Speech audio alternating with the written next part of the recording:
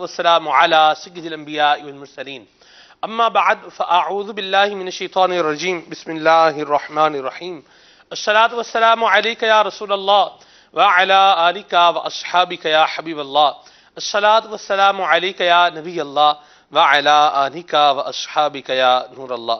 نبی کریم رؤوف الرحیم صلی اللہ تعالی علیہ وآلہ وسلم کی ذات بابرکات پر درود و سلام پڑھنے کے جہاں بے شمار فضائل و برکات ہیں، وہیں پر نبی پاک صلی اللہ تعالی علیہ وآلہ وسلم کی ذات بابرکات پر درود و سلام نہ پڑھنا یہ انسان کے لیے ایک وبال بن سکتا ہے۔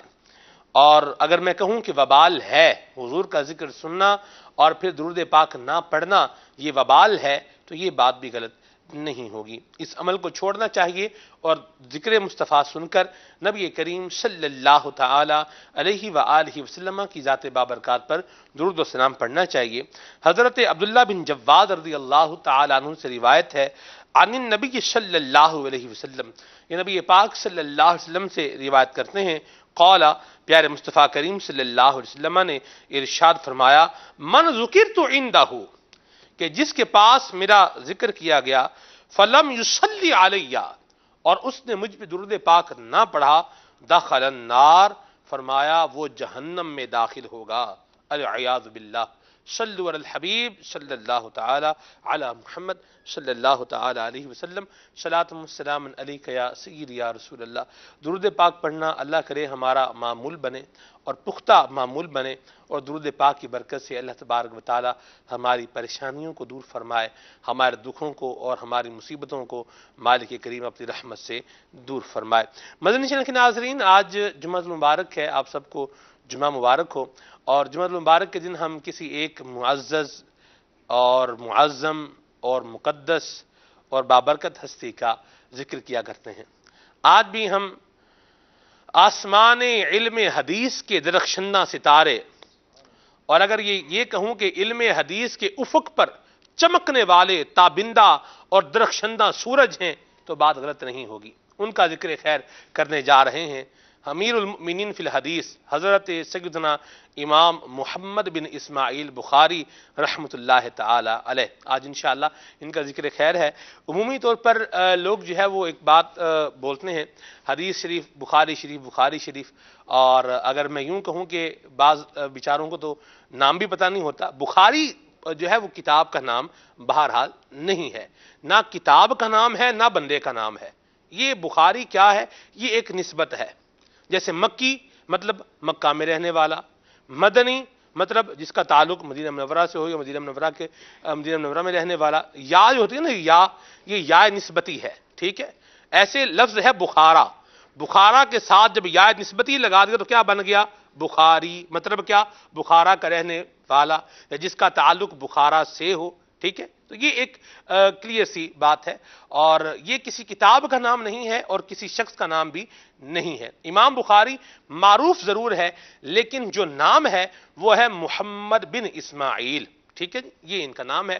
اور جن بیچاروں کو بخاری کا تو پتا ہے لیکن نام کا نہیں پتا، آج چلیں ان کے علم میں یہ اضافہ بھی ہو گیا، ان کا نام بھی جاننے کو مل گیا، محمد بن اسماعیل۔ اچھا، جو ان کی صحیح ہے، جو ان کی کتاب ہے جس کے بارے میں کہتے ہیں بخاری شریف، اس کا نام کیا ہے؟ یہ بھی آج انشاءاللہ عزوجل سلسلے کے اندر میں عرض کروں گا۔ اور یہ بھی آپ کو بتا دوں کہ دو الفاظ پر مشتمل نام نہیں ہے، ایسا نہیں ہے کہ دو لفظ ہیں اور یہی نام ہے، وہ نام پورا کیا ہے یہ بھی آپ کو انشاءاللہ وقت پر بتائیں گے۔ حضرت امام بخاری رحمۃ اللہ تعالی علیہ کا مبارک انداز، ان کا عشق مصطفیٰ، زندگی گزارنے کا انداز، ان کا زہد، ان کا تقوی، ان کی للہیت، ان کا اخلاص، ان کی عاجزی، ان کی انکساری اور ان کا علم حدیث، انشاءاللہ یہ ساری باتیں آج اللہ نے چاہا تو ہم سلسلے کے اندر کرنے کی کوشش کریں گے۔ آپ بھی اللہ تبارک تعالیٰ کی رضا پانے کے لیے، ثواب کمانے کے لیے سلسلے میں شامل ہو سکتے ہیں، اور بالکل کال کر سکتے ہیں، میسیج کر سکتے ہیں، آپ کی کالز کو اور میسیجز کو سلسلے کا حصہ بنائیں گے۔ ہمارے مبلغ دعوت اسلامی حضرت مولانا محمد راشد اتاری مدنی دامت قدم القدسیہ، یہ بھی تشریف فرمائے، ماشاءاللہ سیدھے ہاتھ پہ میرے ساتھ موجود ہیں۔ ہمارے بہت پیارے مبلغ دعوت اسلامی ہیں محمد وقار اتاری مدنی، زیدہ مجدہو تشریف فرما ہے۔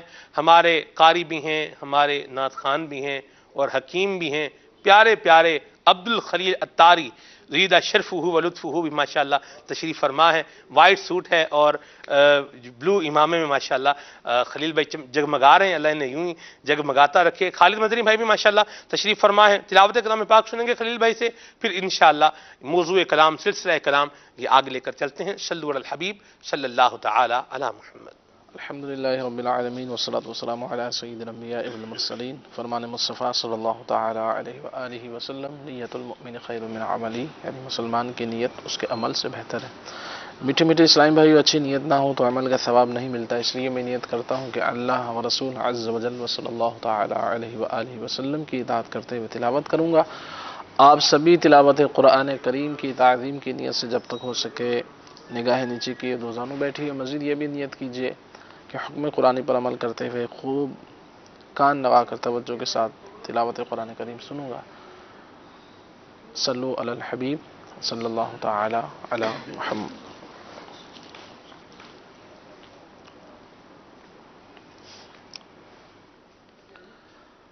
اعوذ باللہ من الشیطان الرجیم.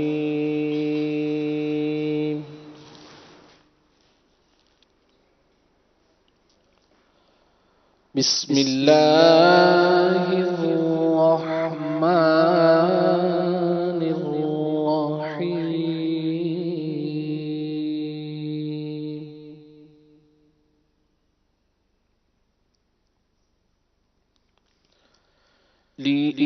لإيلاف قريش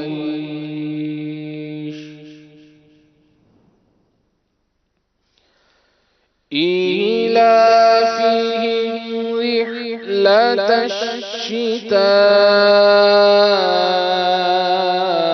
الشتاء والصيف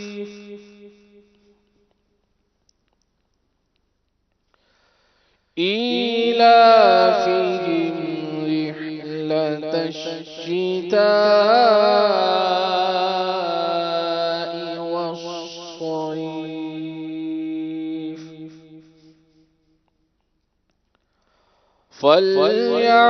فليعبدوا رب هذا البيت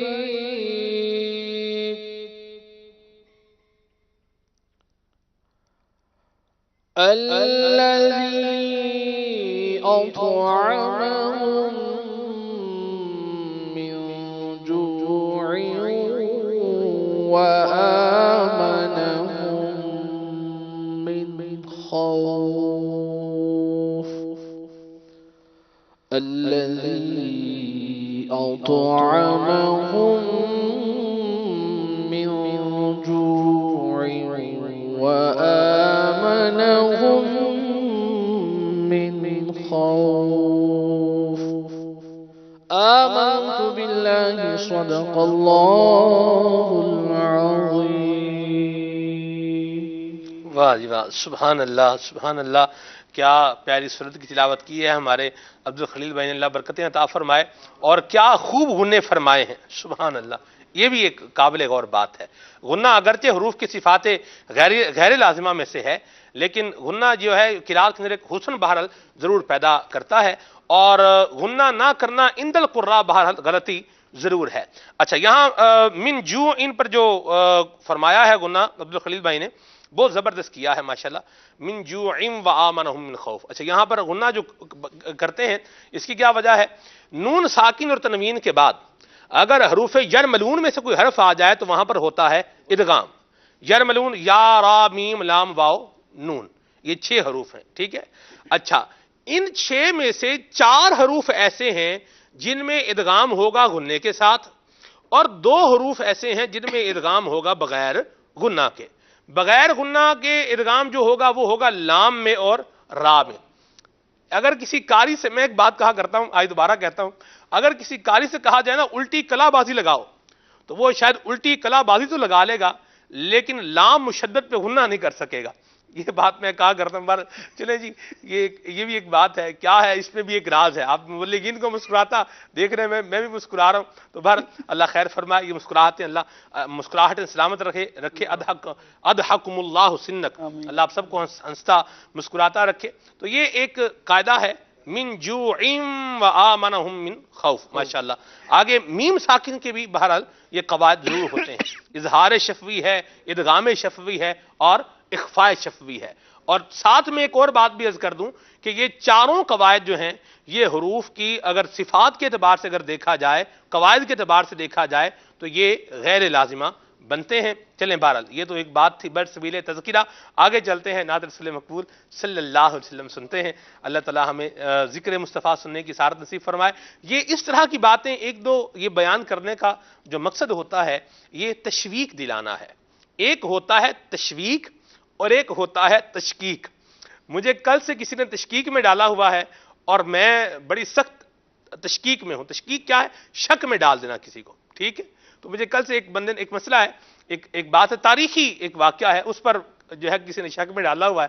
اور آج سلسلے میں آنے سے پہلے تک میں وہ شک دور کرنے کی جو ہے وہ کوشش کر رہا تھا. 11 کتابیں تقریباً میں نے دیکھی ہیں اور 12ویں میں جا کر کچھ مدعا جو ہے وہ کلیئر ہوا ہے، لیکن 100% کلیئر نہیں ہے. تو اس کو بھی کرنا ہے.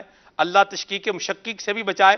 اور تشویق کا مطلب ہوتا ہے شوق دلانا، شوق سے تشویق، کسی کو شوق دلانا. تو یہ جو قواعد بعض اوقات بیان کر جاتا ہوں، تو اس میں جو ایک نیت ہوتی ہے وہ یہی ہوتا ہے کہ مدنی چینل کے ناظرین میں بھی شوق پیدا ہو کہ ہم بھی یہ چیزیں سیکھیں. یہ بڑے پیارے ماشاءاللہ قواعد بھی ہیں، بڑے پیارے علوم ہیں. سیکھیں گے تو انشاءاللہ ان کا فیضان بھی پائیں گے. جی عبدالخلیل بھائی کون سا کلام سنا رہے ہیں؟ تشکیک مشکک کی بات بھی ہوگی، تشویق کی بات بھی ہوگی. اب کلام مصطفیٰ، ذکر مصطفیٰ سنتے ہیں. جی برادر اعلیٰ حضرت مولانا حسن رضا خان رحمۃ اللہ تعالی علیہ کا کلام ہے. جتنا میرے خدا کو ہے میرا نبی عزیز، کونین میں کسی کو نہ ہوگا اتنا کوئی عزیز، انشاءاللہ عز و جل. آئیے حصول ثواب کے لیے اللہ تعالی کی رضا کی نیت سے مل کر کلام میں شامل ہوتے ہیں. درود پاک پڑھیے. صلی اللہ علیہ یا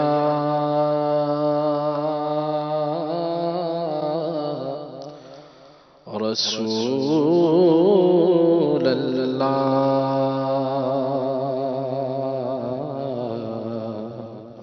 وسلم علیک یا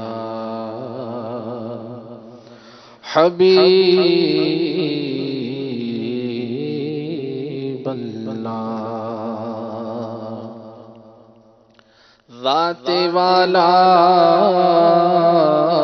پہ بار بار درود، بار بار اور بے شمار درود. روح انور پہ نور بار سلام، زلف اطہر پہ مشک بار درود.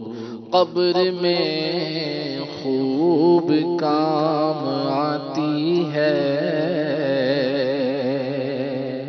بے کسوں کی ہے یار غار درود. انہیں کس کے درود کی پرواہ، بھیجے جب ان کا کردگار درود. ہے کرم ہی کرم کے سنتے ہیں آپ، خوش ہو کہ بار بار درود. صلی اللہ علیہ یا رسول اللہ وسلم علیک یا حبیب اللہ.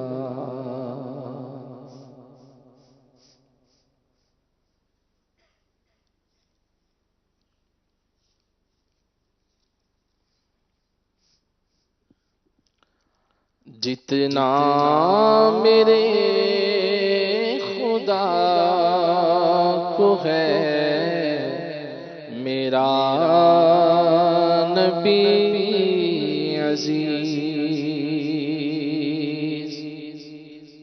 جتنا میرے خدا کو ہے میرا نبی عزیز، جتنا میرے خدا کو ہے میرا نبی عزیز، کونین میں کسی کو نہ ہوگا کوئی عزیز، کونین میں کسی کو نہ ہوگا کوئی عزیز۔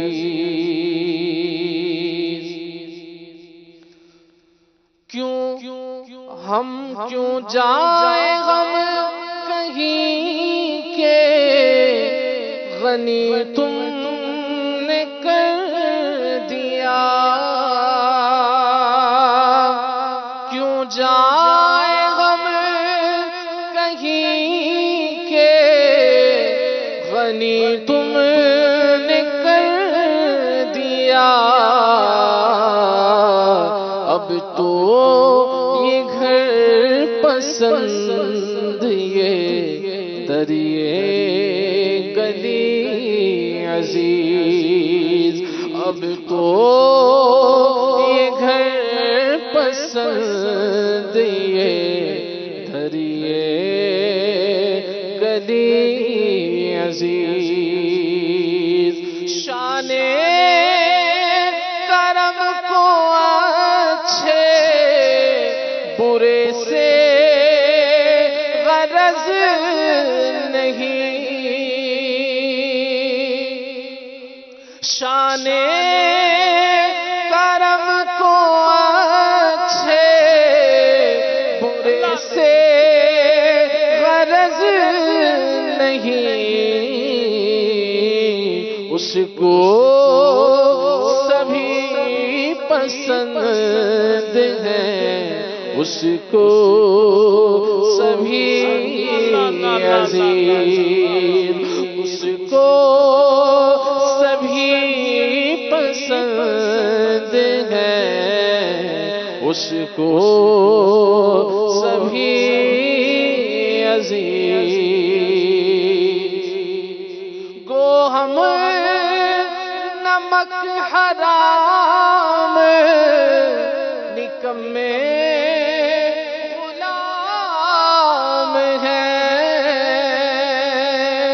گو ہم نمک حرام نکمے غلام ہیں،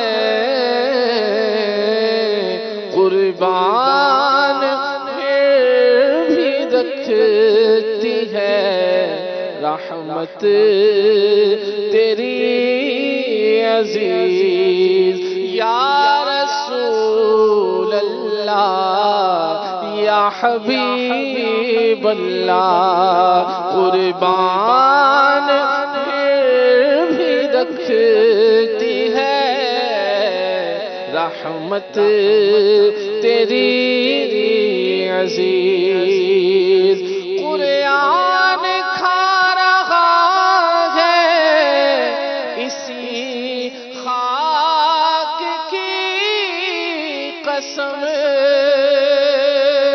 قرآن کھا رہا ہے اسی خاک کی قسم، ہم کون ہے خدا کو ہے تیری گلی عزیز، ہم کون ہے خدا کو ہے تیری عزیز ہم کون ہیں خدا کو ہے تیری گلی عزیز سنگے ستم کے بعد دعائیں فلاح کی بندے تو بندے ہیں تمہیں ہیں مدعی عزیز بندے تو بندے ہیں تمہیں ہیں مدعی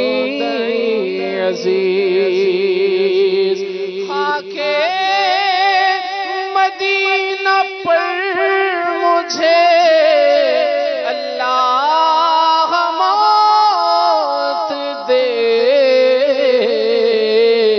وہ مردہ دل ہے جس کو نہ ہو زندگی عزیز وہ مردہ دل ہے جس کو نہ ہو زندگی عزیز اس در کی خاک پر مجھے مرنا پسند ہے تخت شہید پہ کس کو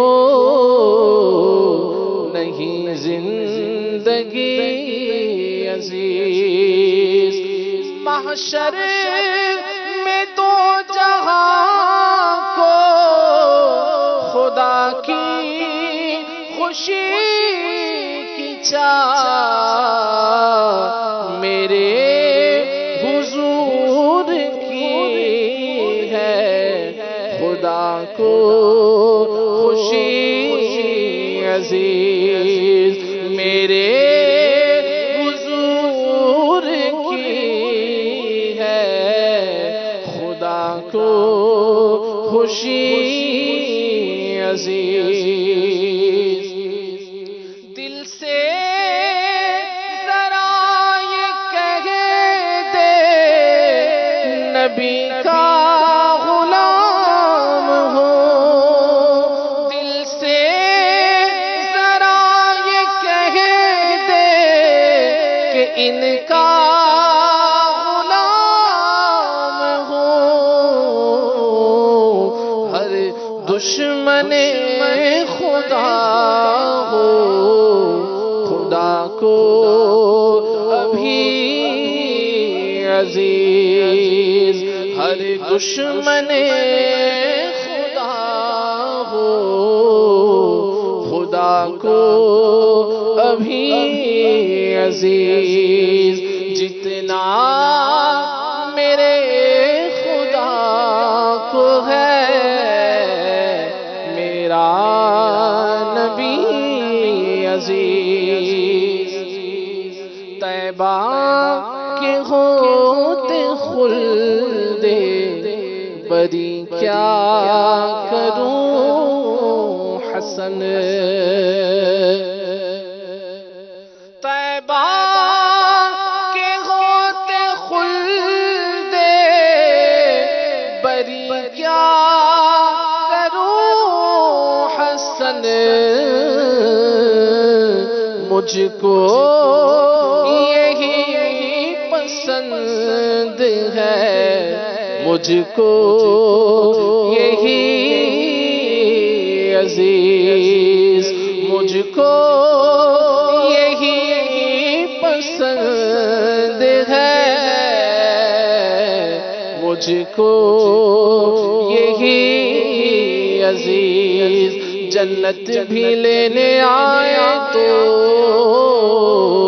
چھوڑے نہ یہ گلی پھر بیٹھے ہم تیرے دیوار کی طرف طیبہ کے ہوتے خلد بری کیا کروں حسن مجھ کو یہی پسند ہے، مجھ کو یہی عزیز، مجھ کو یہی پسند ہے، مجھ کو یہی عزیز، جتنا میرے خدا کو ہے میرا نبی عزیز، کونین میں کسی کو نہ ہوگا کوئی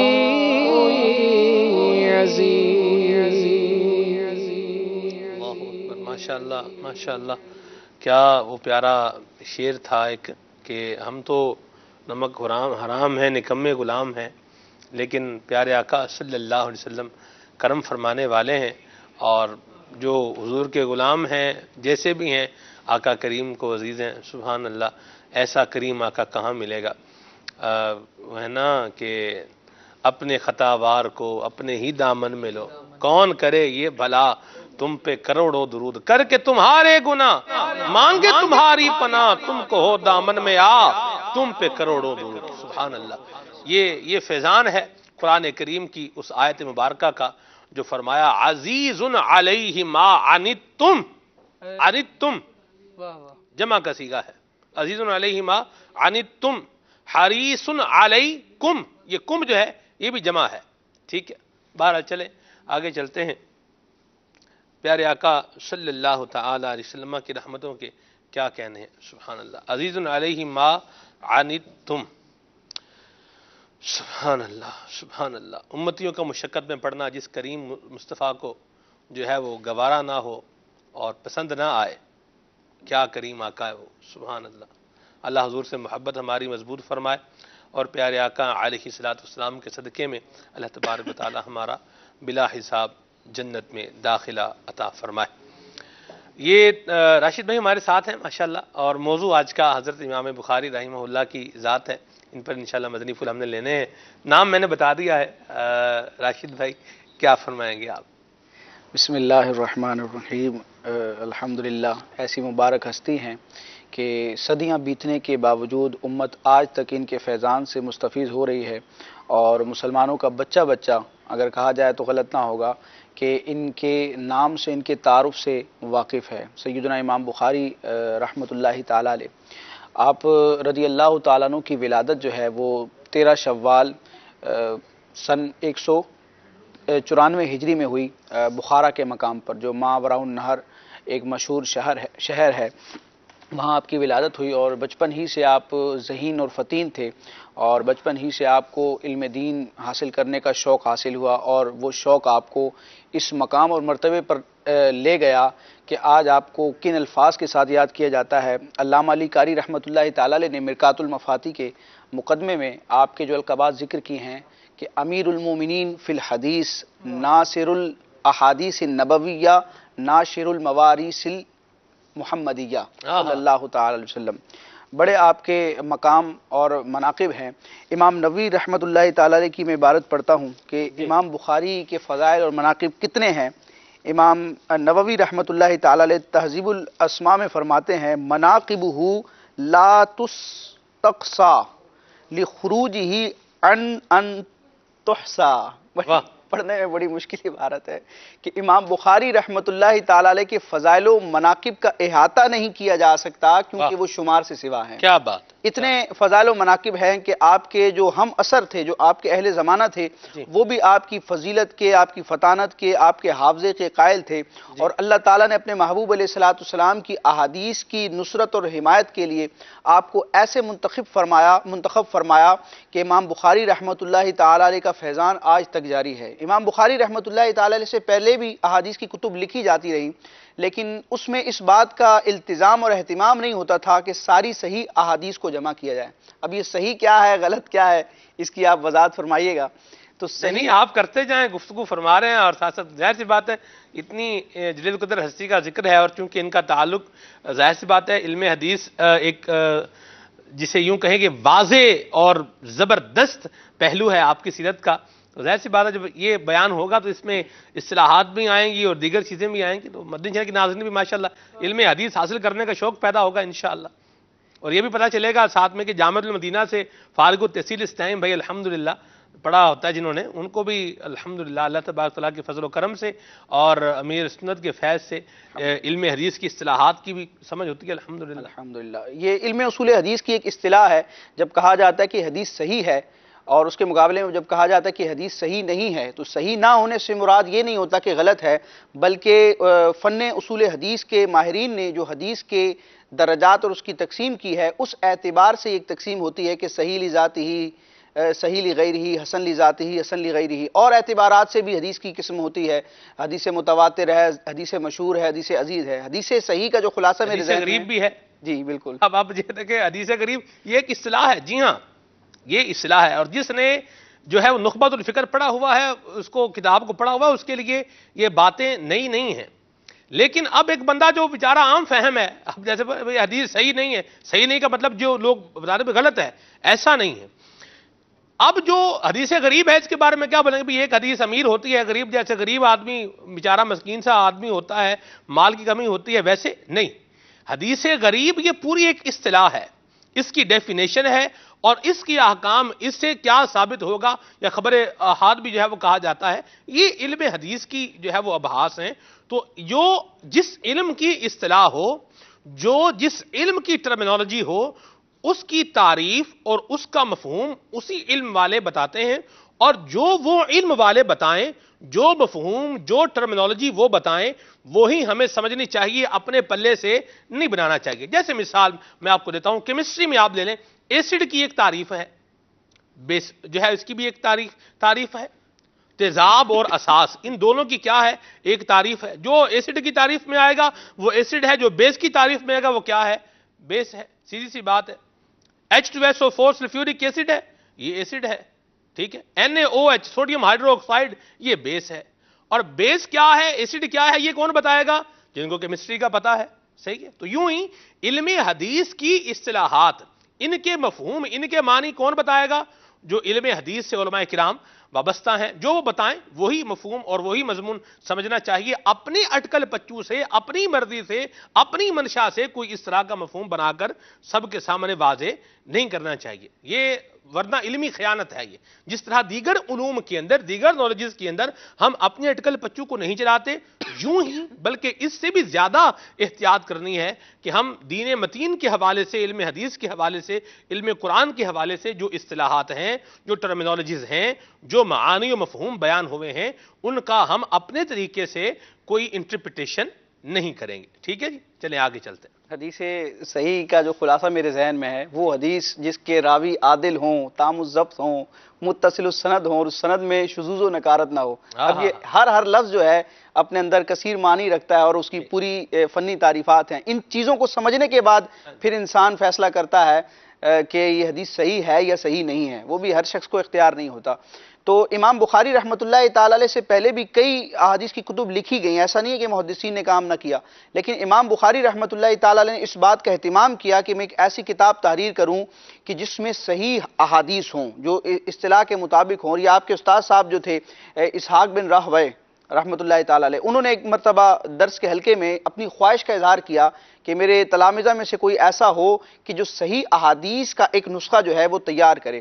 تو امام بخاری رحمۃ اللہ تعالی علیہ کو اللہ تعالیٰ نے یہ فضیلت عطا کی کہ انہوں نے دل میں ارادہ کر لیا، اور اپنے استاذ کی ترغیب پر آپ نے یہ کتاب تحریر فرمائی، اور اس کتاب کو اتنی مقبولیت حاصل ہوئی کہ آج یہ اہل علم اس بات کو جانتے ہیں، اور یہ متفق علیہ اصول ہے کہ اصح الکتب بعد کتاب اللہ تعالی تحت ادیم السماء، کہ کتاب اللہ قرآن مجید برہان رشید کے بعد صحت کے اعتبار سے، قوت اور استدلال کے اعتبار سے، سند کے اعتبار سے سب سے صحیح ترین کتاب امام بخاری رحمۃ اللہ تعالی علیہ کی صحیح بخاری ہے۔ اگر آپ اس کا نام ذکر کر دیں تو پھر میں بخاری نہیں آپ چلیں جی، نام میں تو کہتا ناظرین پر آج یہ سوال چھوڑتے ہیں، ناظرین بتائیں بھئی کیا نام ہے امام محمد بن اسماعیل بخاری رحمۃ اللہ تعالی علیہ کی کتاب جس کے بارے میں بخاری شریف کہا جاتا ہے، اس کا کوئی نام بتائے؟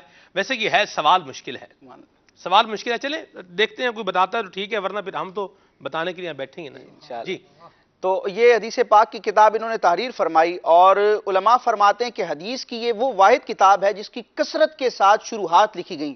اس کی تشریح میں، اس کے معنی اور مطالب کو بیان کرنے میں علماء نے متعدد کتابیں لکھی، اور کشف الظنون میں حاجی خلیفہ نے اس بات کو ذکر کیا کہ سن 1012 ہجری یعنی 11ویں ہجری کے ابتدا تک بخاری شریف کی تقریباً 50 شروحات لکھی جا چکی، اور پھر شارح بخاری مفتی شریف الحق امجدی رحمۃ اللہ تعالی علیہ نے نزہۃ القاری جو آپ کی بخاری شریف کی شرح ہے، اس میں آپ لکھتے ہیں کہ اس 11ویں صدی کے بعد سے آج تک عربی زبان میں، فارسی زبان میں، اردو زبان میں متعدد بخاری شریف کی شروحات لکھی گئی ہیں جو تقریباً 100 کے برابر ہیں۔ آپ اب اس کی فضیلت کو سمجھے کہ علماء کرام نے اس کتاب کو کتنا مضبوطی سے تھاما ہے، کہ اس کتاب میں بیان کردہ احادیث کو لکھا ہے۔ کہیں آپ کو فتح الباری کا نام ملے گا، کہیں عمدۃ القاری کا ملے گا، کہیں الکوثر الجاری کا ملے گا، کہیں ارشاد الساری کا ملے گا، کہیں نزہۃ القاری کا ملے گا۔ تو علماء کرام نے متعدد، یعنی شریف الحق امجدی رحمۃ اللہ تعالی علیہ کے قول کے مطابق تقریباً 100 شروحات جو ہیں وہ اس کتاب کی تحریر ہوئی، اور اس احادیث کی کتب میں تفہیم البخاری بھی ایک بڑی ضخیم جو ہے وہ شرح ہے جی۔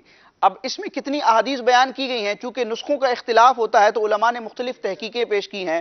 حافظ ابن الصلاح کی تحقیق کے مطابق بخاری شریف میں تقریباً 7275 احادیث مروی ہیں، اور مقررات کو اگر حذف کر دیا جائے، یعنی وہ احادیث جو آپ نے ایک مرتبہ سے ایک سے زائد مرتبہ آپ نے تحریر فرمائی ہیں، اگر ان کو لیس کر دیا جائے تو تقریباً 4000 احادیث بنتی ہیں۔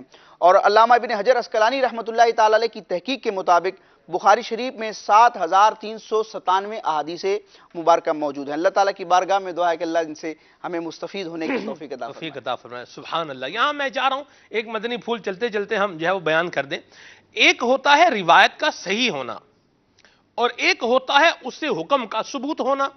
ان دونوں میں فرق ہے، یہ بات یاد رکھیے گا۔ ایک کیا ہے روایت کا صحیح ہونا، اور ایک کیا ہے اس سے حکم کا ثابت ہونا۔ یہ دونوں معاملات کیا ہیں؟ یہ الگ الگ ہیں۔ ہر روایت جو صحیح ہو اس سے کوئی حکم بھی ثابت ہو یہ ضروری نہیں ہے۔ ہو سکتا ہے صحیح صحت کے اعتبار سے ہے، اور حکم ثابت کیوں نہیں ہوگا کہ دوسری روایت موجود ہے جس سے وہ کیا ہو رہی ہے؟ منسوخ ہو رہی ہے۔ تو منسوخ پر جو ہے وہ عمل ظاہر سی بات ہے نہیں ہوگا۔ تو یہ بھی ایک جو ہے وہ جاننے کی بات ہے۔ ایک میں نے کہا بطور افادہ اس کو بھی ذکر کر دیا جائے۔ بہت ساری میرے ذہن میں روایات ہیں، لیکن چونکہ یہ پھر وہ دوسرے اعتبار سے ایک مضمون بن جائے گا، جسے آپ یوں کہیں کہ عوامی دلچسپی کے پہلو بھی ہم نے رکھنے ہیں، اور ظاہر سی بات ہے یہ علمی شخصیت ہیں، ان کے بارے میں جب بیان کریں گے تو علم کی باتیں بھی ظاہر سی باتیں ہوں گی۔ ان کا علم بھی دیکھیں آپ کیسا زبردست علم ہے۔ آج ہم باتیں صرف یہ اصطلاحات نام سننے کی حد تک مطلب آپ دیکھ لیں کہ ہم امیزڈ ہو جاتے ہیں، لیکن کیا ان کا علم ہوگا، اللہ اکبر۔ اور پھر ان کی جو زندگی کی سادگی اور جو عاجزی اور جو انکساری تھی اس کا بھی انشاءاللہ ذکر کرنا ہے۔ ٹھیک ہے جی، چلیں جی، جیسے خالد بھائی ہمارے ساتھ ہیں، خالد بھائی سے مدنی پھول لیتے ہیں جی۔ بسم اللہ الرحمن الرحیم۔ حضرت سیدنا امام بخاری رحمۃ اللہ تعالی علیہ ایک بڑا نام ہے، بڑا نام ان معنوں میں کہ علم حدیث میں ان کو امیر المؤمنین فی الحدیث کہا گیا ہے۔ نابغہ روزگار، نابغہ روزگار ہستی ہے۔ اب دیکھیں کہ اللہ رب العالمین جل وعلا قرآن مجید میں ارشاد فرماتا ہے ثم اورثنا الکتاب الذی نصطفینا من عبادنا۔ جی، اللہ کریم کتاب اللہ کا وارث کن لوگوں کو کرتا ہے؟ جی، ان لوگوں کی نسبت اللہ تبارک و تعالی نے 2 مرتبہ اپنی جانب فرمائی ہے۔ سبحان اللہ۔ فرمایا استفینا، ہم ان کو چنتے ہیں، من عبادنا، اپنے ہی بندوں میں سے چنتے ہیں۔ تو 2 مرتبہ یوں نسبت اپنی طرف اللہ تبارک و تعالی نے ان کی فرمائی جن کو کتاب اللہ کا وارث بنایا جاتا ہے۔ جی، گویا یہ اللہ تبارک و تعالی کی بارگاہ سے ان کا انتخاب ہوتا ہے۔ اللہ اکبر۔ اور کیا بات کہی گئی کہ اللہ کریم جن کا انتخاب فرماتا ہے ان کو پھر نوازتا بھی بہت ہے۔ سبحان اللہ۔ امام بخاری رحمۃ اللہ تعالی علیہ انتہائی کم سنی کا عالم تھا، تو آپ کی بینائی جاتی رہی۔ ہائے ہائے۔ آپ کی والدہ محترمہ گڑ گڑا کر اللہ تبارک و تعالیٰ کی بارگاہ میں دعا کرتی ہیں۔ یعنی آپ یوں دیکھیے کہ ایک بہت چھوٹا بچہ جس کی عمر ابھی 7 سے 8 سال کے قریب بتائی جاتی ہے، اتنا چھوٹا بچہ، اس کی بینائی چلی گئی، اور پھر جب اس نے اپنی جوانی کی دہلیز پر قدم رکھا ہے تو جب اس کی عمر 18 برس کی ہے تو اس وقت یہ 70,000 احادیث کا حافظ ہے. چھوٹی سی عمر میں اس کو بینائی نہیں ہے اور 17-18 سال کی عمر میں 70,000 احادیث یاد ہونا ایک بڑے کمال کی بات ہے. کیا ہوا، بینائی کیسے آئی؟ اب یہ اللہ تبارک و تعالیٰ نے اپنے بندے کو چنا ہے. اللہ ان کی والدہ محترمہ، بلکہ ان کے والد گرامی کے بارے میں کہا جاتا ہے کہ وہ ان کے والد گرامی اسماعیل بن ابراہیم رحمۃ اللہ تعالی علیہ، یہ خود بھی جلیل القدر محدث تھے اور امام ذہبی وغیرہ نے ان کا تذکرہ فرمایا ہے. ہاں سبحان اللہ.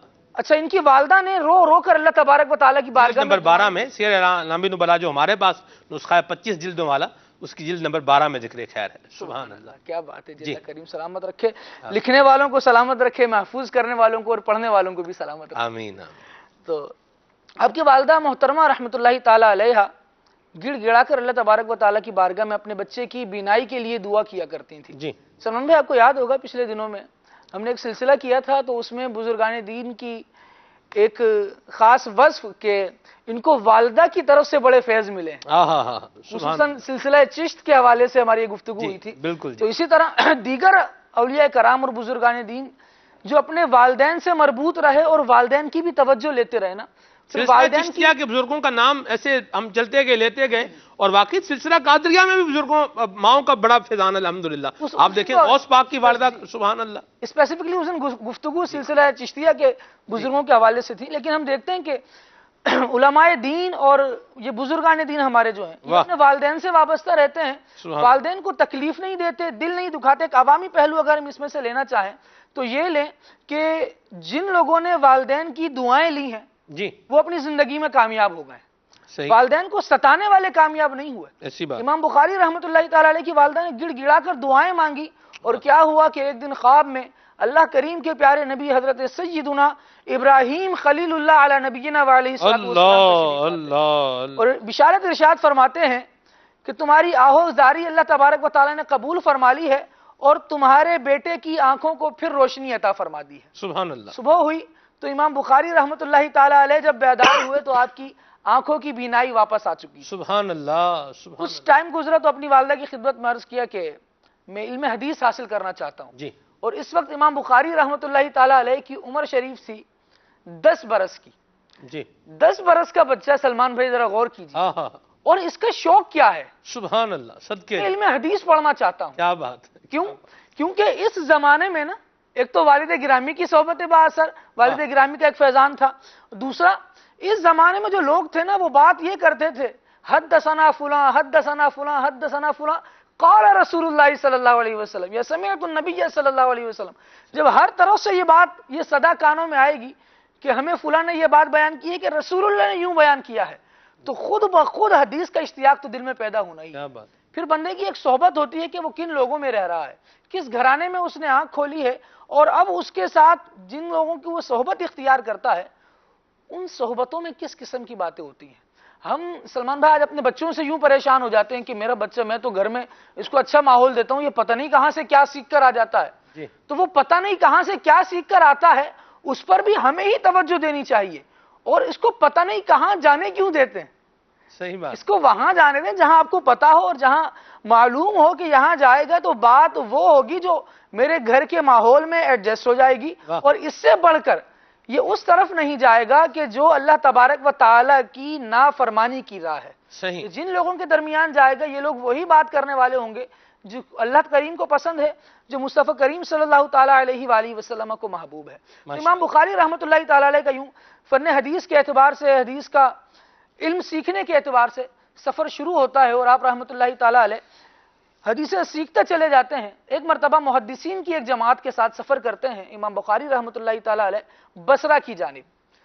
16 دن گزر جاتے ہیں سفر کرنے. ایک تو سفر کر کے پہنچے، پھر جب بصرہ پہنچے تو محدثین سے حدیثیں سن کر سلمان بھائی 16 دن گزر گئے. 16 دن کے بعد آپ ہی کے ساتھ کے کسی فرد کو یاد آتا ہے کہ جو امام بخاری ہیں محمد بن اسماعیل، ہم جب محدثین حدیث بیان کر رہے ہوتے ہیں سب لکھ رہے ہوتے ہیں، انہوں نے ایک حدیث نہیں لکھی. ان کو ذرا سمجھائیں کہ اتنا سفر کر کے آئے ہو، اتنی محنت ایسے ہی ضائع کر رہے ہو، جب آئے ہو تو کچھ سیکھ لو، کچھ لکھ لو. امام بخاری رحمۃ اللہ تعالی علیہ کو یوں کر کے ایک تانا بھی دیا گیا اور سمجھایا بھی گیا کہ آئندہ حدیث لکھیں. امام بخاری رحمۃ اللہ تعالی نے فرمایا کہ جس طرح آپ ضبط حدیث کر رہے ہیں میں بھی حدیثوں کو محفوظ کر رہا ہوں. واہ. انہوں نے کہا کہ آپ کو تو ہم نے کبھی لکھتے ہوئے نہیں دیکھا. فرمایا جتنی احادیث آپ نے لکھی ہیں وہ سب کی سب کتابیں جہاں جہاں آپ نے لکھی ہیں وہ لے کر آ جائیں, میں بیان کرتا ہوں کہ ہم آج تک کیا کیا سن چکے ہیں.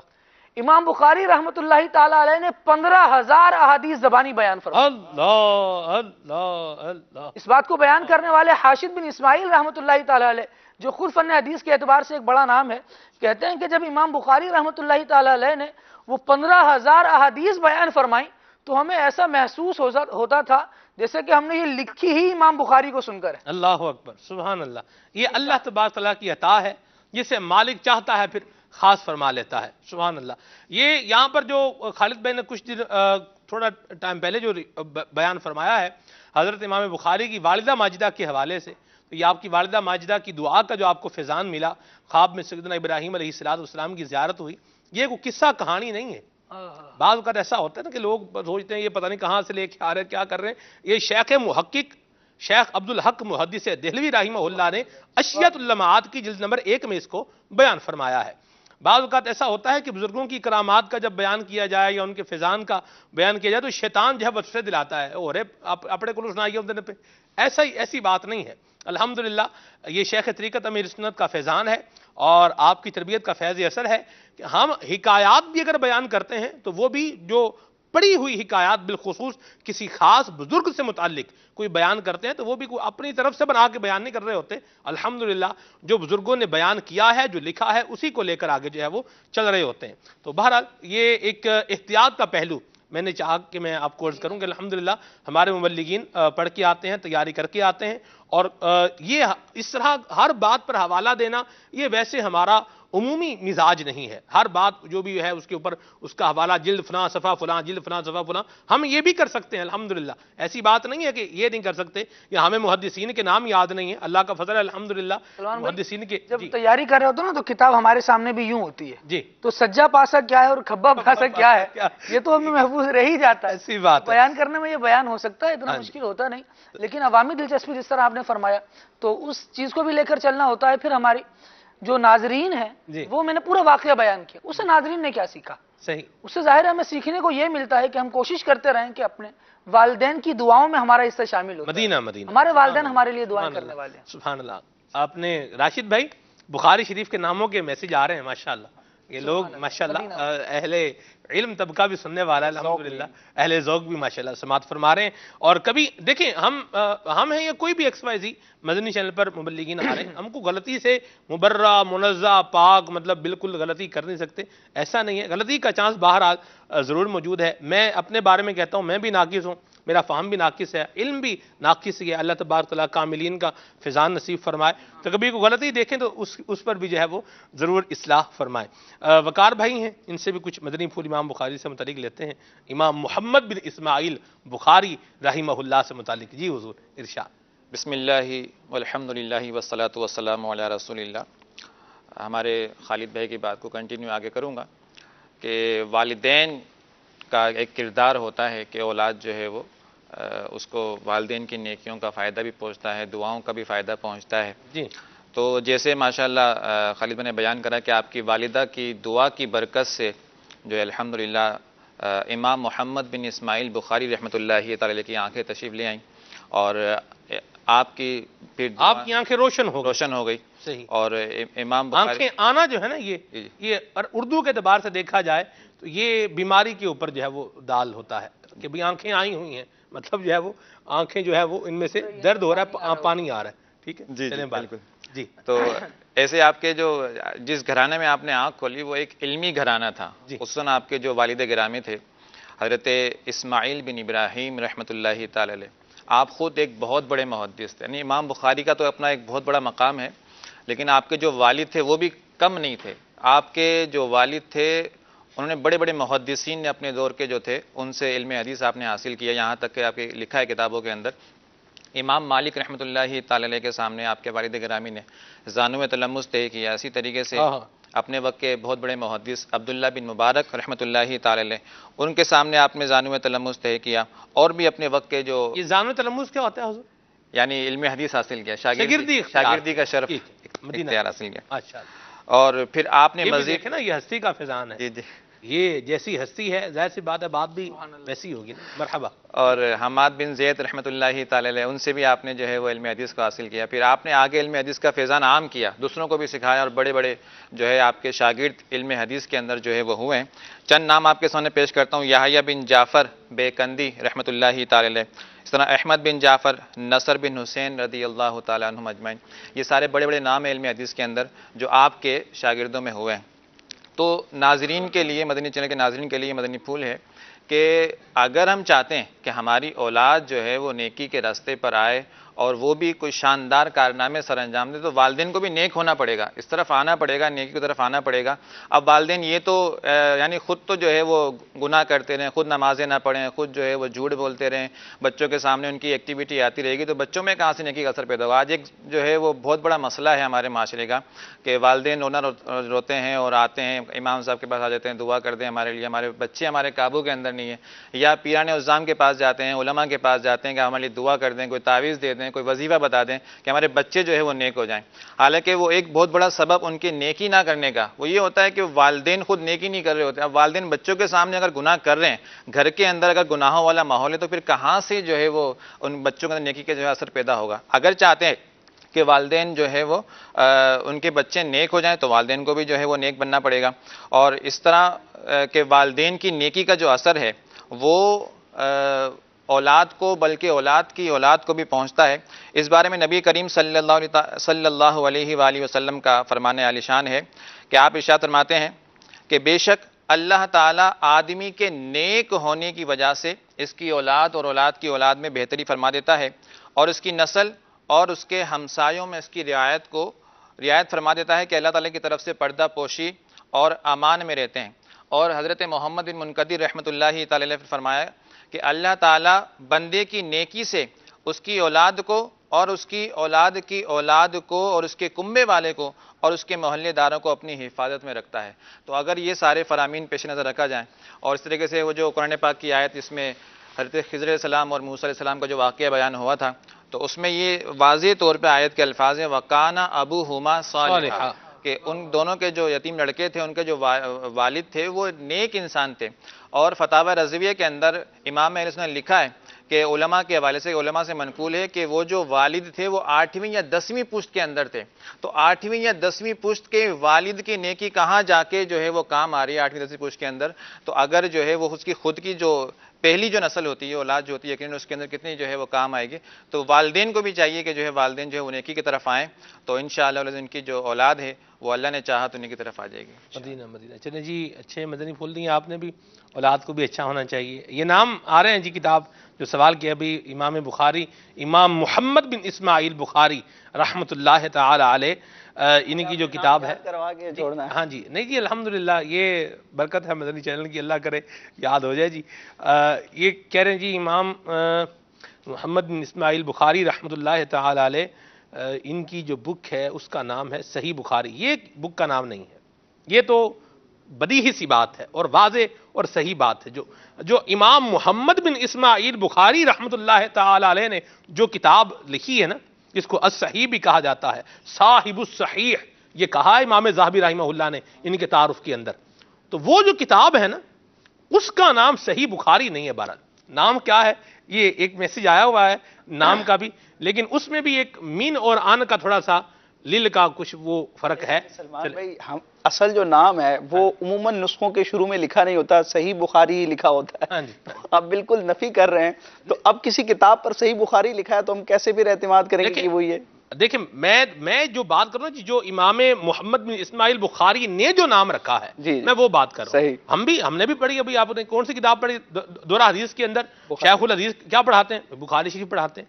یہ تو جو بولا جاتا ہے اسے تو بات تو صحیح ہے، لیکن میں کہہ رہا ہوں کہ بک کا نام جو ہے اصل نام جو پورا نام، جیسے آپ کا نام کیا ہے؟ راشد علی ہے نا. ٹھیک ہے، چلیں آپ تو بڑے آدمی ہیں، میں اپنی بات چلیں اپنی بھی نہیں کرنی چاہیے ویسے، لیکن چلیں میں اپنے کر ہی لیتا ہوں. آپ تو بڑے آدمی ہیں ماشاءاللہ. تو مجھے کچھ لوگ جو ہیں وہ بٹ صاحب بھی کہتے ہیں. اب میرا نام بٹ صاحب تو نہیں ہے نا. بٹ تو کیا ہے؟ ایک کاسٹ ہے. اس کی وجہ سے کچھ لوگ مجھے بٹ صاحب بھی کہتے ہیں، ٹھیک ہے، جو محبت کرنے والے اسلامی بھائی ہیں۔ اب میرا نام کیا ہے؟ سلمان۔ پہچان اس کو اس نام سے لے لیا، وہ ایک الگ بات ہے۔ پہچان یا مشہور ہونا، وہ جیسے میں نے کہا کہ مشہور بات ہے وہ الگ ہے، لیکن نام ہونا وہ کیا ہے، ایک بات الگ ہے۔ ہمیں مشہور بھی پتا ہونا چاہیے، نام بھی پتا ہونا چاہیے۔ اصل جو محبت کا تقاضا ہے نا وہ یہ ہے، ٹھیک ہے نا۔ اب بندے کو نام کا پتہ نہ ہو اور بندہ مطلب باتیں بڑی بڑی کر رہا ہو، اللہ خیر فرمائے۔ بخاری شریف کا درست نام لے کر جو امام بخاری رحمۃ اللہ تعالی علیہ نے رکھا، جی وہ نام لے کر اگر روایت بیان کر دی جائے نا اسی کتاب سے، ہاں جی اور اس کے سامنے بیان کی جائے جو حوالہ ہی بخاری کا مانگ رہا ہے، صحیح، تو اس کے اوپر سے ہی گزر جائے پڑھ سے گزر جائے گا۔ چلے، اس نام کو پڑھنا بھی ایک کمال ہے، میں پڑھ کے سناؤں گا انشاءاللہ۔ سبحان اللہ۔ اس پورا نام جو ہے نام پڑھنا بھی ایک کمال کے ہے، لیے بھی صرف و نحو کے ابتدائی اسباق آنا ضروری ہے۔ آنا ضروری ہے۔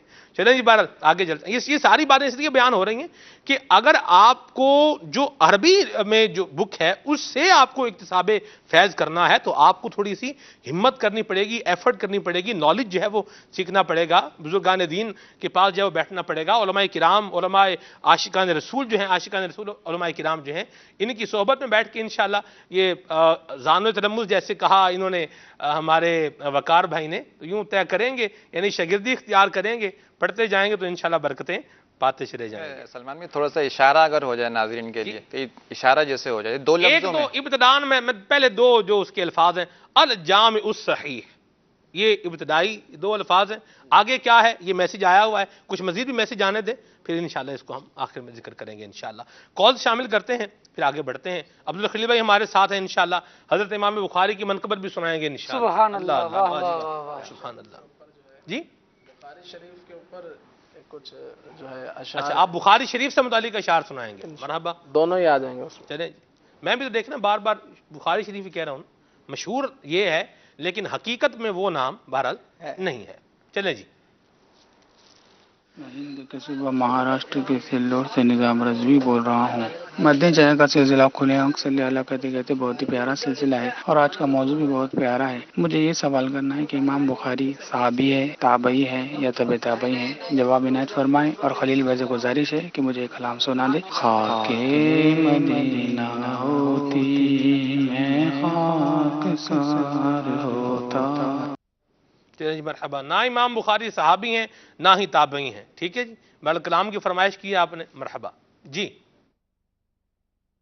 پاکستان سے انجینئر محمد شکیل اتاری، ماشاء اللہ بارک اللہ۔ مدنی چینل کا سلسلہ کھلے آنکھ صلی اللہ کہتے کہتے صبح صبح ہی اپنی خوشبوئیں مہکا رہا ہے۔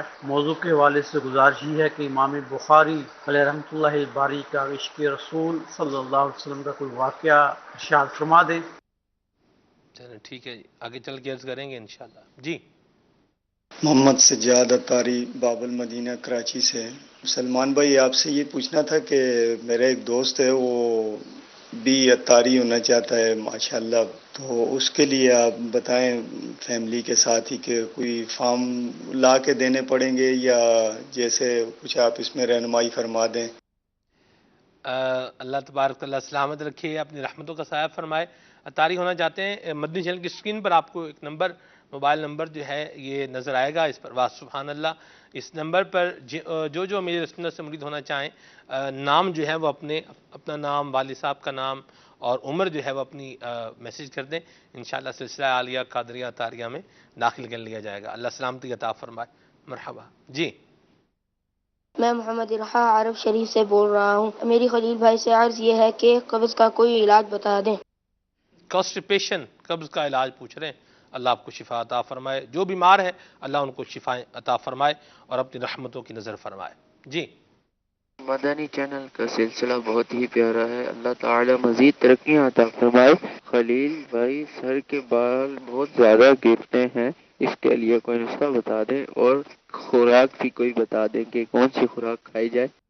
کیا کھایا جائے کہ سر کے بال جو ہے یہ نہ گریں؟ سر کے بال گرنے کی بہت ساری وجوہات ہوتی ہیں، کمزوری کی بنا پر بھی گرتے ہیں، اور اس پر انشاءاللہ جو ماہرانہ رائے ہے یہ تو ہمارے خلیل بھائی دیں گے انشاءاللہ، عبدالخلیل بھائی وہ شامل کریں گے جی۔ مزید کال شامل کریں۔ میں ندیم بات کر رہا ہوں مرکز لاہور سے، یہ سنا دیں میرے مرشد ہیں اطہر۔ ٹھیک ہے جی، مرحبا جی. مزید کال شامل ہو چکی ہیں. جن سسٹم بھی آج مجد میں آیا ہوا ہے، جھوم رہا ہے، اللہ خیر فرمائے. چلیں جی، میسج شامل کرتا ہوں. یہ ہیں جی، چمکتی سے پاتے ہیں سب پانے والے، کلام سننا ہے گلزار طیبہ سے میسج ہے. ٹھیک ہے جی. نور حق جلوہ نما تھا، یہ کلام سنوائیں. اور خلیل بھائی سے یہ پوچھ کر بتائیں دماغ کی کمزوری کے لیے کیا کریں، اور بال بہت جھڑتے ہیں، اس کا بھی کوئی نسخہ ضرور بتا دیں. احسن بھائی ہیں گلزار طیبہ سرگودا سے. ڈی آئی خان ڈیرہ اسماعیل خان سے ہیں. خلیل بھائی کمزوری دور ہونے اور فربا ہونے کا بھی کوئی نسخہ بتا دیں. ٹھیک ہے جی. یہ ہیں جی ابن یونس، یہ کہہ رہے ہیں سلمان بھائی شکوہ ان کا ہے. چلیں جی، اللہ آپ کو برکت دے، شکوے کر لیں، کوئی بات نہیں ہے جی. خلیل بھائی سے یہ کلام سنوا دے. کیا جی؟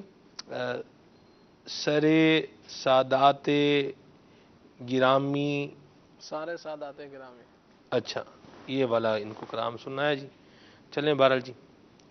یہ کہہ رہے ہیں لاہور سے عثمان بھائی ہیں، اور بہت شکریہ آپ کے میسج کے لیے. ظہیر بھائی میاں والی سے، سبحان اللہ، بہت شکریہ. اور یہ کہہ رہے ہیں کہ جی اتاریہ فرام حمزہ والا، کلام سنا دیں امیر سنت کی منقبت. ٹھیک ہے جی. عبید رضا بھائی ہیں اور کہہ رہے ہیں کہ کلام سنا دیں اتوار کو آپ کیوں سلسلے میں نہیں آتے. یہ خلیل بھائی سے پوچھ رہے ہیں، بتائیں بھائی کیوں نہیں آتے آپ اتوار کو خلیل بھائی؟ کبھی کبھی آنا ہوتا ہے جی، کبھی کبھی آنا ہوتا ہے، مصروفیت. کبھی کبھی آنا ہوتا ہے. چلیں ٹھیک ہے، چلیں ٹھیک ہے جی. کچھ کلام شامل کرتے ہیں، پھر آپ کو مدنی گلدستہ دکھاتے ہیں، پھر آپ کی انشاءاللہ جو کالز ہیں، فرمائشیں بھی پوری کرواتے ہیں. جی خلیل بھائی، صلو علی الحبیب صلی اللہ تعالی علی محمد. جو رومن میں لکھا ہوا میسج پڑھ کے سناتا ہوں. امام بخاری کی بک کا نام ہے، یہ لکھا ہوا ہے الصحیح المسند الجامع مختصر للامور رسول اللہ. یہ انہوں نے لکھ کر بھیجا ہے، تو جو انہوں نے لکھ کر بھیجا تھا وہ میں نے پڑھ دیا ہے. اب یہ صحیح ہے یا صحیح نہیں ہے، یہ ہم انشاءاللہ آپ کو آگے چل کے عرض کریں گے. بہرحال مرحبا، آپ کی کاوش کوشش مدینہ مدینہ. جی عبدالخلیل بھائی کچھ کلام شامل کریں. صلو علی الحبیب صلی اللہ تعالی علی محمد.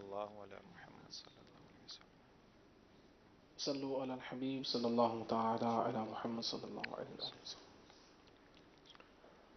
چمک تجھ سے پاتے ہیں سب پانے والے، میرا دل بھی چمکا دے چمکانے والے، میرا دل بھی چمکا دے چمکانے والے.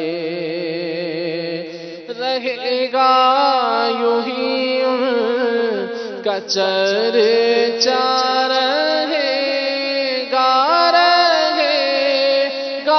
یوں ہی، رہے گا یوں ہی ان کا چرچا، رہے گا پڑے خاک ہو جائیں جل جانے والے، پڑے خاک ہو جائیں جل جانے والے. تیرا کھائیں تیرے غلاموں سے الجھے، تیرا کھائیں تیرے غلاموں سے الجھے، منکر عجب کھانے غرانے والے ہیں، منکر عجب کھانے غرانے والے، میرا دل بھی چمکا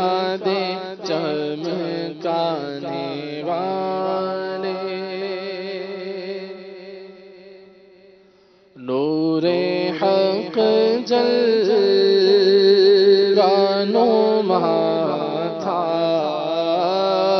مجھے معلوم نہ تھا شکل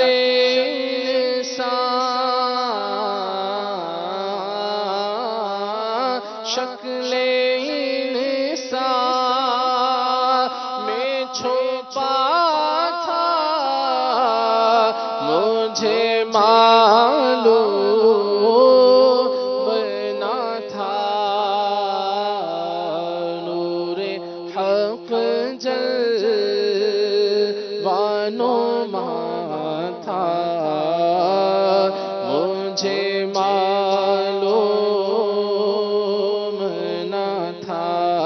بکریاں جس نے چرائی تھی حلیمہ تیری بکریاں جس نے چرائی تھی حلیمہ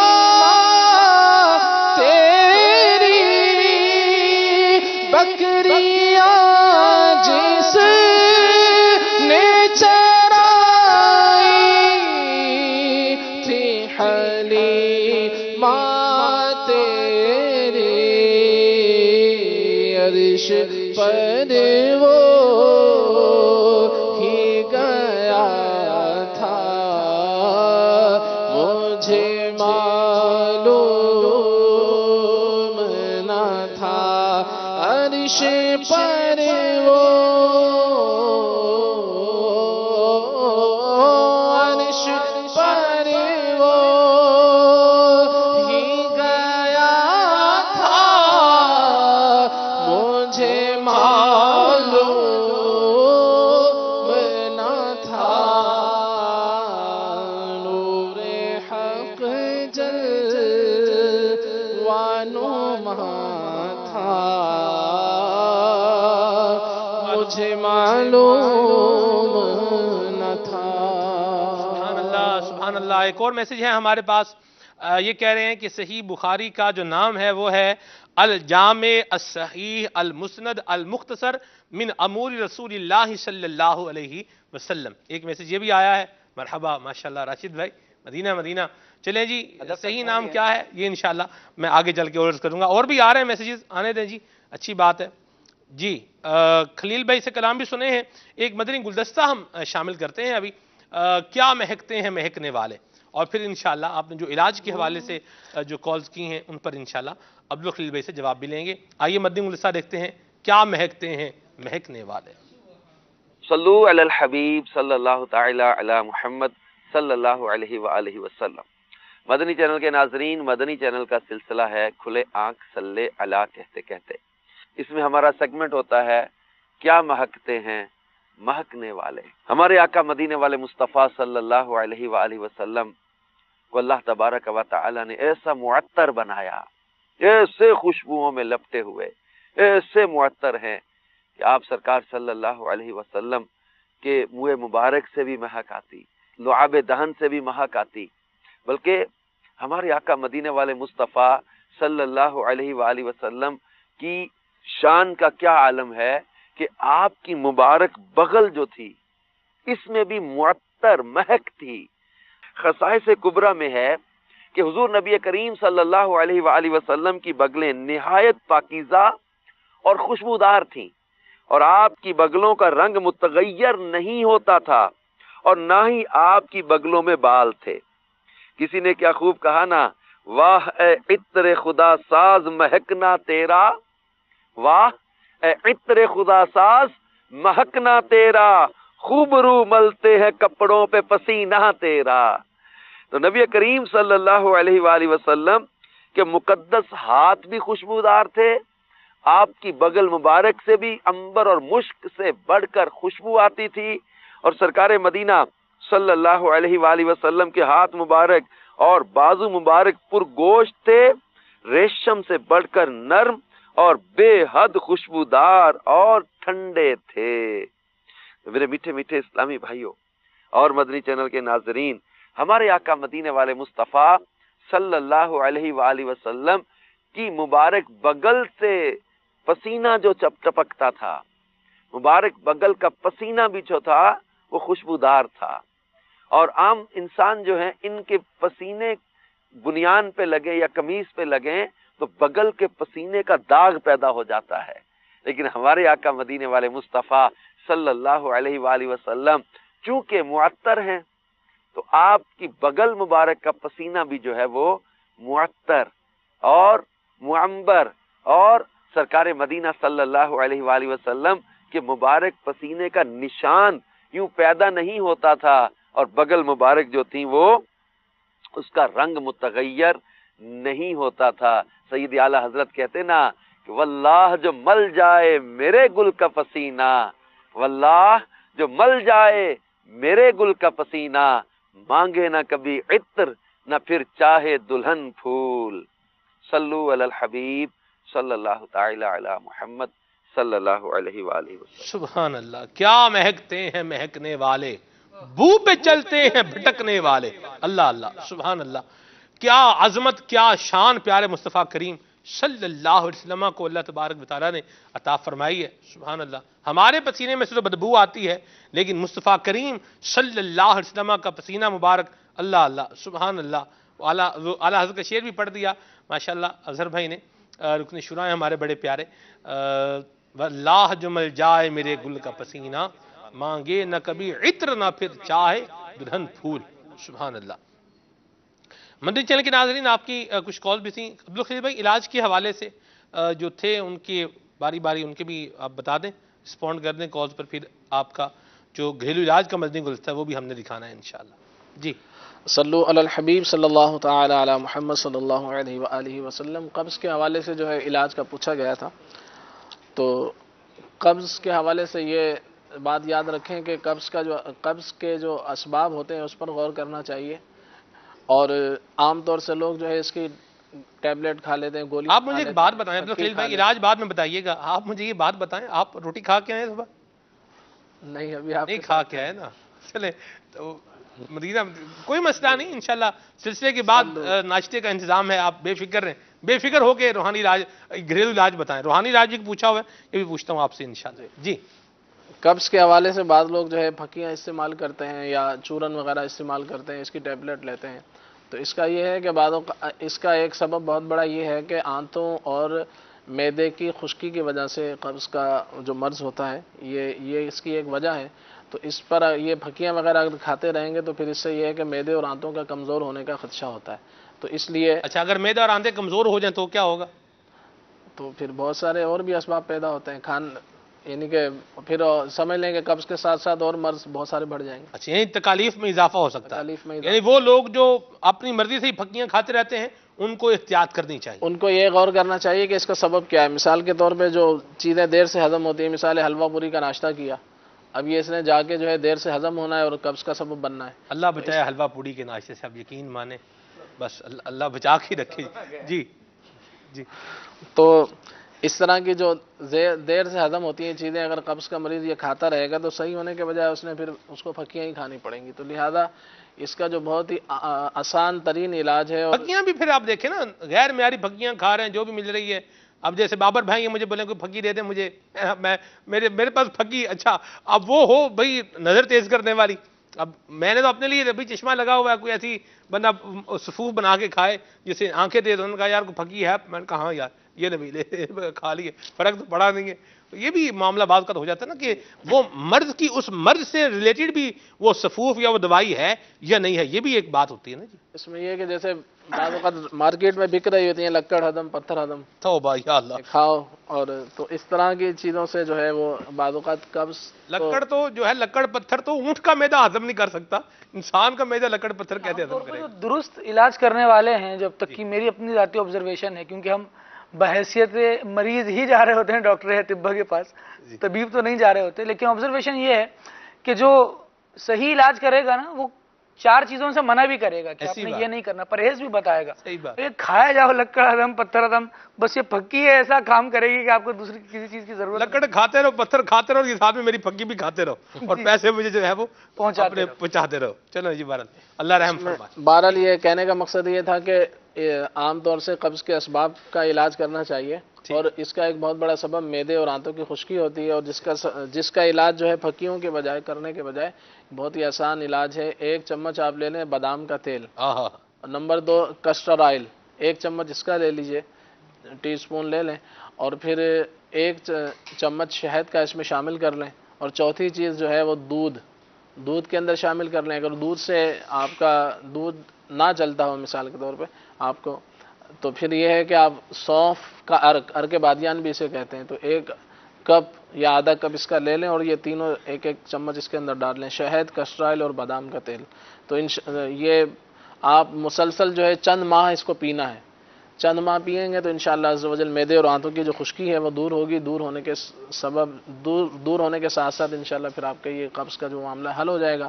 اب اس کے ساتھ اگر کبھی ضرورت پڑے تو پھر یہ ہے کہ کوئی آپ قبض کی دوا لے سکتے ہیں, اور یعنی کہ کوئی ٹیبلٹ وغیرہ, مگر یہ کہ مستقل جو ہے اس کی پھکیاں کھانا یا اس کی ٹیبلٹ کھانا یہ نقصان دہ بات ہے. یہاں ایک اور بات بھی بیان کرتے جائیں نا عبدالخلیل بھائی, کہ وہ جو کھاتے ہیں اور چباتے نہیں ہیں, بس کھاتے ہی جاتے ہیں. اب جیسے کھانا ہے 4 بندوں کے سامنے رکھا ہوا ہے, 4 کیمرہ مین ہمارے کھانا کھا رہے ہیں, اب ان میں سے ہر کوئی بندہ سوچے یار یہ بوٹیاں دوسرا کھا جائے گا, میرا کیا بنے گا.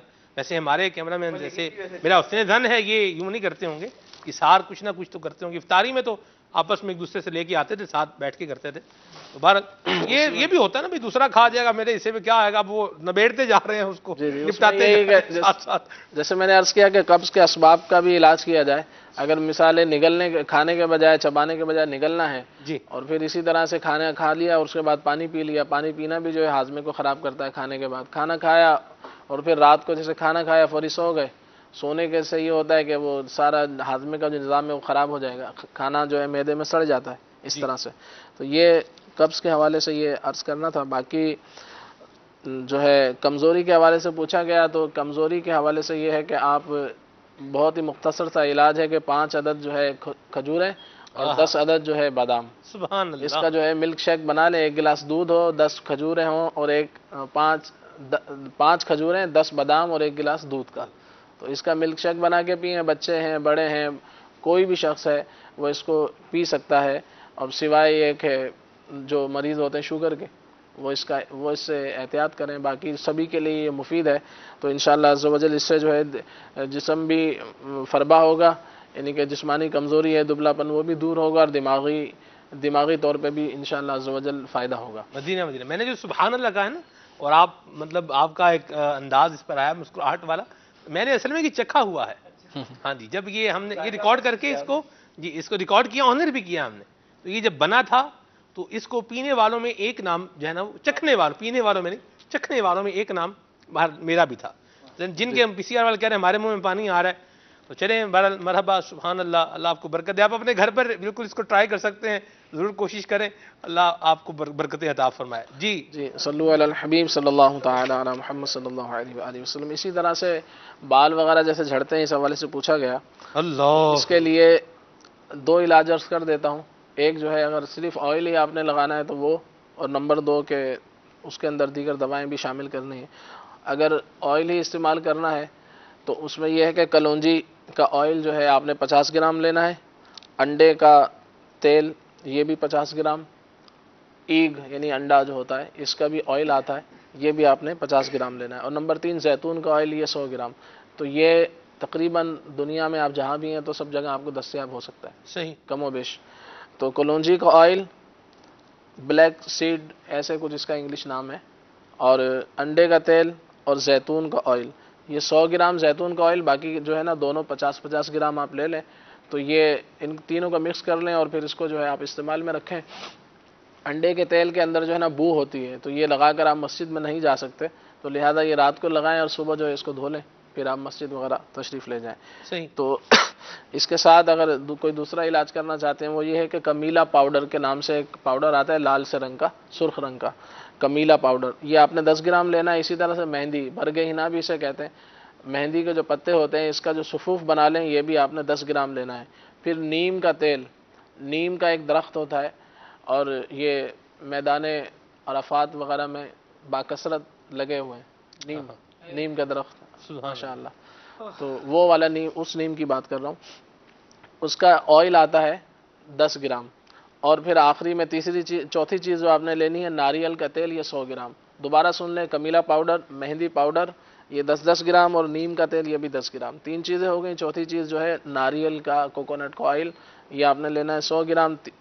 تمام دوائیں جو ہے اس کے اندر مکس کر لیں اور رات کو جو ہے اس کو اچھی طرح بالوں میں لگائیں تو انشاءاللہ عز و جل کچھ عرصے کے استعمال سے انشاءاللہ فائدہ ہوگا. شیمپو اور کھارے پانی سے بالوں کو نقصان ہوتا ہے، اس سے بھی بچا جائے.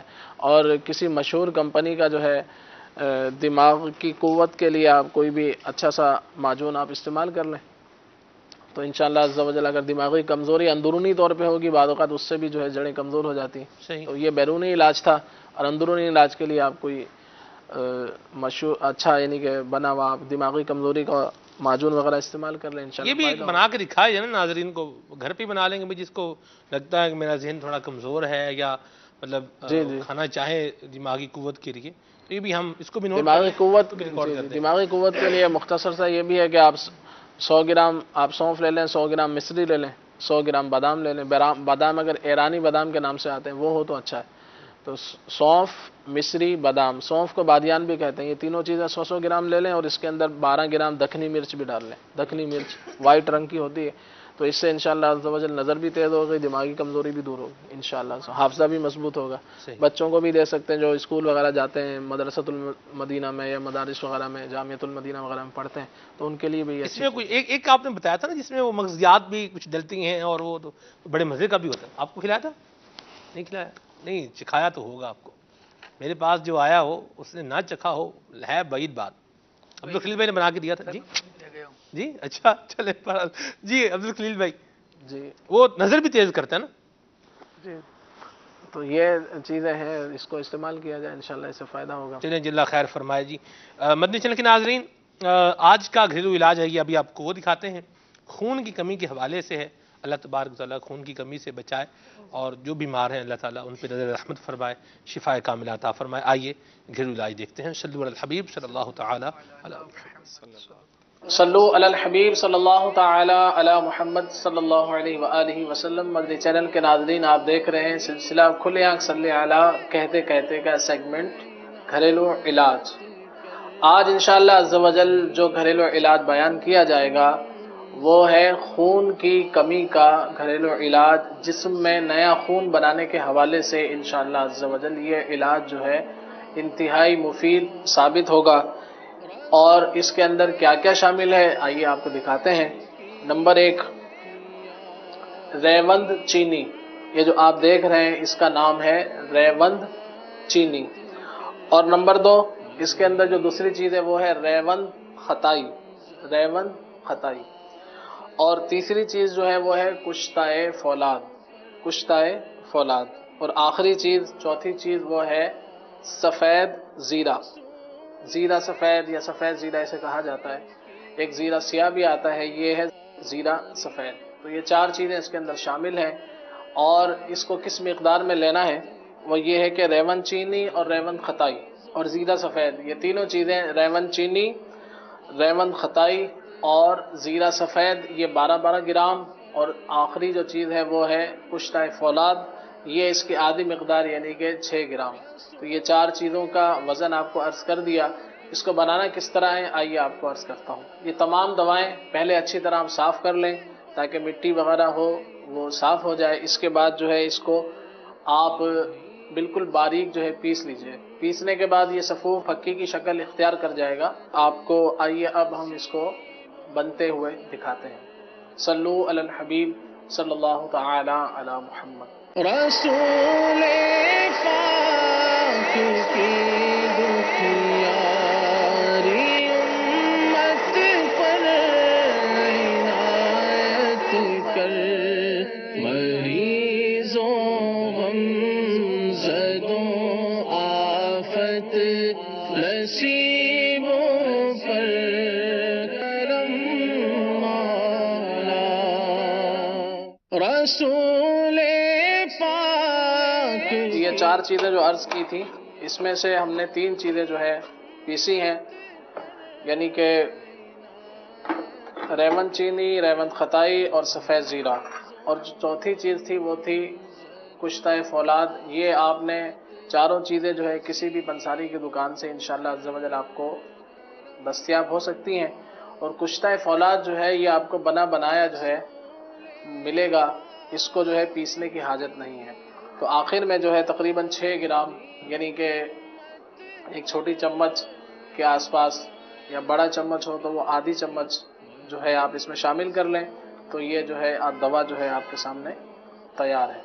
اس حفوف کو آپ نے استعمال کس طریقے سے کرنا ہے، صبح اور شام کھانے کے بعد، یعنی صبح ناشتے کے بعد آپ لے لیں اور رات کے کھانے کے بعد جو ہے اس کو استعمال کر لیں، اور آدھی چمچ تقریباً 3 گرام جو ہے آپ نے انار کے جوس سے یا پھر سادے پانی سے اس کو استعمال کرنا ہے۔ انشاءاللہ عز و جل یہ گھریلو علاج جو ہے جسم میں نیا خون پیدا کر کے جو خون کی کمی ہوگی انشاءاللہ عز و جل اس کو جو ہے یہ پورا کرے گا، اور اسی طرح سے خون نہ بننے کے حوالے سے جگر میں جو امراض پائے جاتے ہیں انشاءاللہ عز و جل جو ہے انہیں بھی یہ دور کرے گا، اور جگر کے افعال کو بھی انشاءاللہ عز و جل ٹھیک کرے گا۔ یہ جو گھریلو علاج بیان کیا گیا یہ گھر کے سبھی افراد اس کو استعمال کر سکتے ہیں، بچے بھی، بوڑھے بھی، بڑے بھی، چھوٹے بھی، سبھی کے لیے یہ مفید ہے۔ یہ ہے کہ جب کسی چھوٹے کو آپ دیں تو عمر کے اعتبار سے اس کی مقدار کو آدھی یا پھر اس سے مزید جو ہے کم کر کے آپ استعمال کروائیں۔ اس گھریلو علاج کو تا حصول شفا جاری رکھیں، انشاءاللہ عز و جل فائدہ حاصل ہوگا۔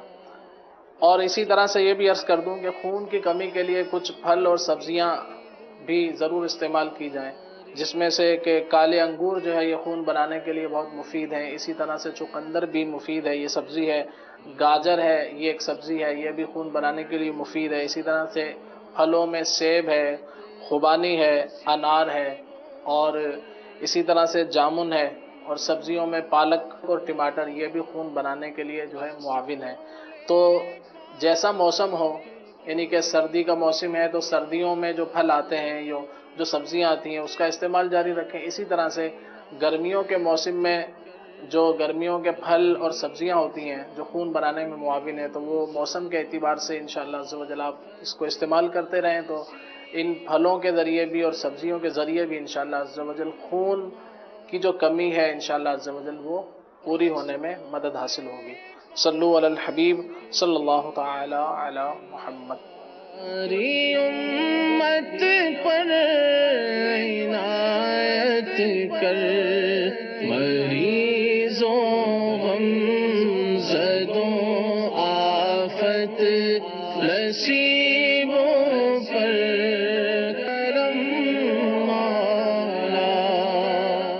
اللہ اکبر، اللہ اکبر۔ چلیں جی، اللہ تبارک و تعالی عافیت اور سلامتی عطا فرمائے، اور ایسی غذا بھی خلیل بھائی یار کہ ایسی غذا بھی تو بتائیں نا کہ جو خون بنانے والی ہو، اور نسخہ کھانے سے یا دوائی کھانے سے بندہ بہتر ہے کچھ بندہ فروٹ بھی ایسے اپنی غذا میں ایڈ کرے جو بلڈ کی کمی کو پورا کرنے والے ہوں، اور جہاں ضرورت ہو پھر وہاں ڈاکٹر کے مشورے کے ساتھ دوائی بھی استعمال کرنی چاہیے، اپنی مرضی سے بھی دوائیاں نہیں کھانی چاہیے، یہ بھی ایک مدنی پھول ہے۔ جی اس میں ویسے عرض کیا ہے میں نے، اور یہ ہے کہ موسم کے اعتبار سے سبزیاں اور پھلوں کا استعمال کیا جائے، اور جیسے انار ہے یہ خون بنانے کے حوالے سے بہت بہترین ہے، انار کو استعمال کیا جائے، اسی طرح سے خوبانی ہے، خوبانی اگر تازہ نہ ملے تو آپ خشک خوبانی بھی استعمال کر سکتے ہیں، یہ بھی خون بنانے کے حوالے سے بہترین ہے۔ اچھا خوبانی ابھی موسم بھی ہے نا خوبانی کا؟ خوبانی کا موسم ہے، تو موسمی پھل جو ہوتے ہیں نا یہ بہت فائدہ مند ہوتے ہیں، صحیح، اپنے گھروں میں اس کا استعمال کروانا چاہیے۔ تو یہ خوبانی ہے، اسی طرح سے انار کا میں نے عرض کیا، جامن ہے، جامن کا بھی موسم ہے آج کل، جامن یا جامن کہا جاتا ہے، اس کا بھی موسم ہے۔ اسی طرح سے سیب ہے، سیب کو بھی استعمال کر سکتے ہیں، ٹماٹر ہے، گاجر ہے، اسی طرح سے پالک ہے، یہ سبزیوں میں آپ استعمال کریں۔ تو اسی طرح سے اور بھی آپ کو آڑو کے بارے میں کیا رائے آپ کی؟ آڑو بھی آج کل بڑے زبردست آڑو جو ہے وہ اویلیبل ہیں، اور فروٹ دینے والوں کو، فروٹ بیچنے والوں کو بھی اللہ ہدایت عطا فرمائے، پیسے پورے لیتے ہیں اور فروٹ خراب بھی بعض کا دے دیتے ہیں، ایسا نہیں کرنا چاہیے۔ دیکھیں جب یہ کوئی بھی کام کرنے والے ہیں، چیز بیچنے والے ہیں، جب ریٹ آپ کو آپ کی مرضی کا مل رہا ہے نا، جو آپ کہہ رہے ہیں بندہ وہی دے رہا ہے، کم بھی نہیں، بھاؤ تو بھی نہیں کر رہا، بھاؤ تو کرنے میں بھی کوئی پرابلم پریشانی والی بات کوئی نہیں ہے، مذائقہ نہیں ہے. لیکن ایک بندہ ہے جو آپ سے بھاؤ تو بھی نہیں کر رہا، کوئی اور پرابلم بھی نہیں کر رہا، تو آپ نے جتنے پیسے مانگے وہ دے رہا ہے، تو کم از کم کوئی خوف خدا کوئی بندہ بولے، جسے کوئی مطلب حیا کا بھی تقاضا بنتا ہے کہ آپ کو جب اس نے ریٹ کم نہیں کرایا یا آپ کو پورے پیسے مل رہے ہیں تو فروٹ بھی آپ کم از کم ویسا ہی دیں. ٹھیک ہے، چیز بھی آپ ویسی ہی دیں. اچھے چاولوں کے پیسے لے کے ملاوٹ والے چاول دے دینا، الامان والحفیظ، توبہ. یہ تو جب آنکھیں بند ہوں گی تو پتہ چلے گا کہ کیا کمایا ہے، کیسے بنایا ہے. اور پھر وارث موجیں کر رہے ہوں گے، اور جس نے یہ سارے الٹے کام کیے ہوئے، دھوکہ دے کے فروٹ غلط دے دیا یا کوئی اور ملاوٹ والا مال بیچا ہوا ہے، جو بھی غلط کام، جس نے جو غلط کام کیا ہوا نا، کہ پھر اس کو آگے چل کے اس کا جواب دہ بھی ہونا پڑے گا. اللہ تبارک تعالیٰ ہمارے حال پہ رحمت فرمائے. آڑو کے بارے میں کیا رائے ہے آپ کی، ذرا کچھ فرمائیں. آڑو کے بارے میں آڑو بھی ہیں، آج کل تو آم کی بہار بھی ہے ماشاءاللہ، یہ ٹھیلوں پر سجے ہوئے کتنے اچھے لگ رہے ہوتے ہیں، سبحان اللہ.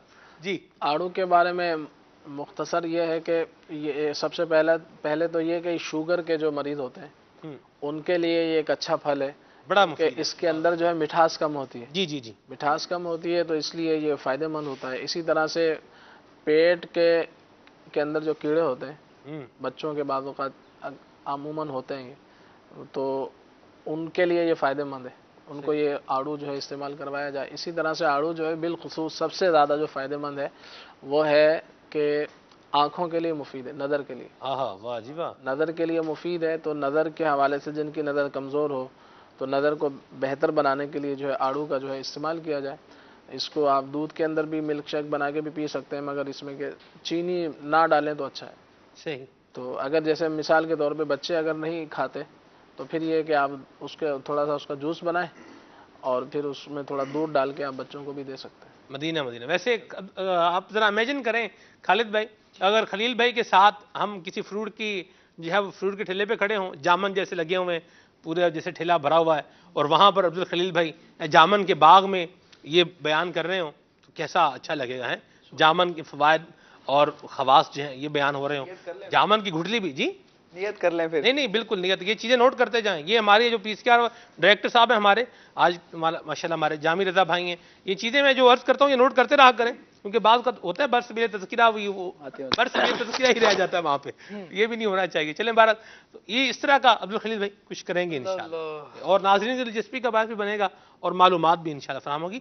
جامن بھی بڑا مفید ہے اور جامن کی گھٹلی بھی بڑی مفید ہے. شوگر والوں کے لیے بہت مفید ہے. شوگر والے جو ہے بالخصوص جامن کا آج کل موسم ہے ہمارے پاکستان میں، تو بالخصوص جو ہے اس پھل کو استعمال کریں انشاءاللہ عز و جل. یہ جامن کی گٹھلی جو ہے یہ بھی جو ہے شوگر کے مریضوں کو استعمال کروائی جاتی ہے. صحیح. تو کم از کم اس کا جو تازہ پھل آ رہا ہے اس کو استعمال کریں، اس سے بہت فائدہ انشاءاللہ مریضوں کو ہو. لیکن طبیب کے مشورے سے ہی استعمال کرنے، جو بھی بطور دوائی آپ نے لینا ہے. یہ تو ایک مدنی پھول ہے. ہمارا تو گھر پہ جامن کا درخت لگا ہوا تھا راشد بھائی، اتنے جامن اس پہ لگتے تھے نا، اللہ میں کیا بتاؤں آپ کو.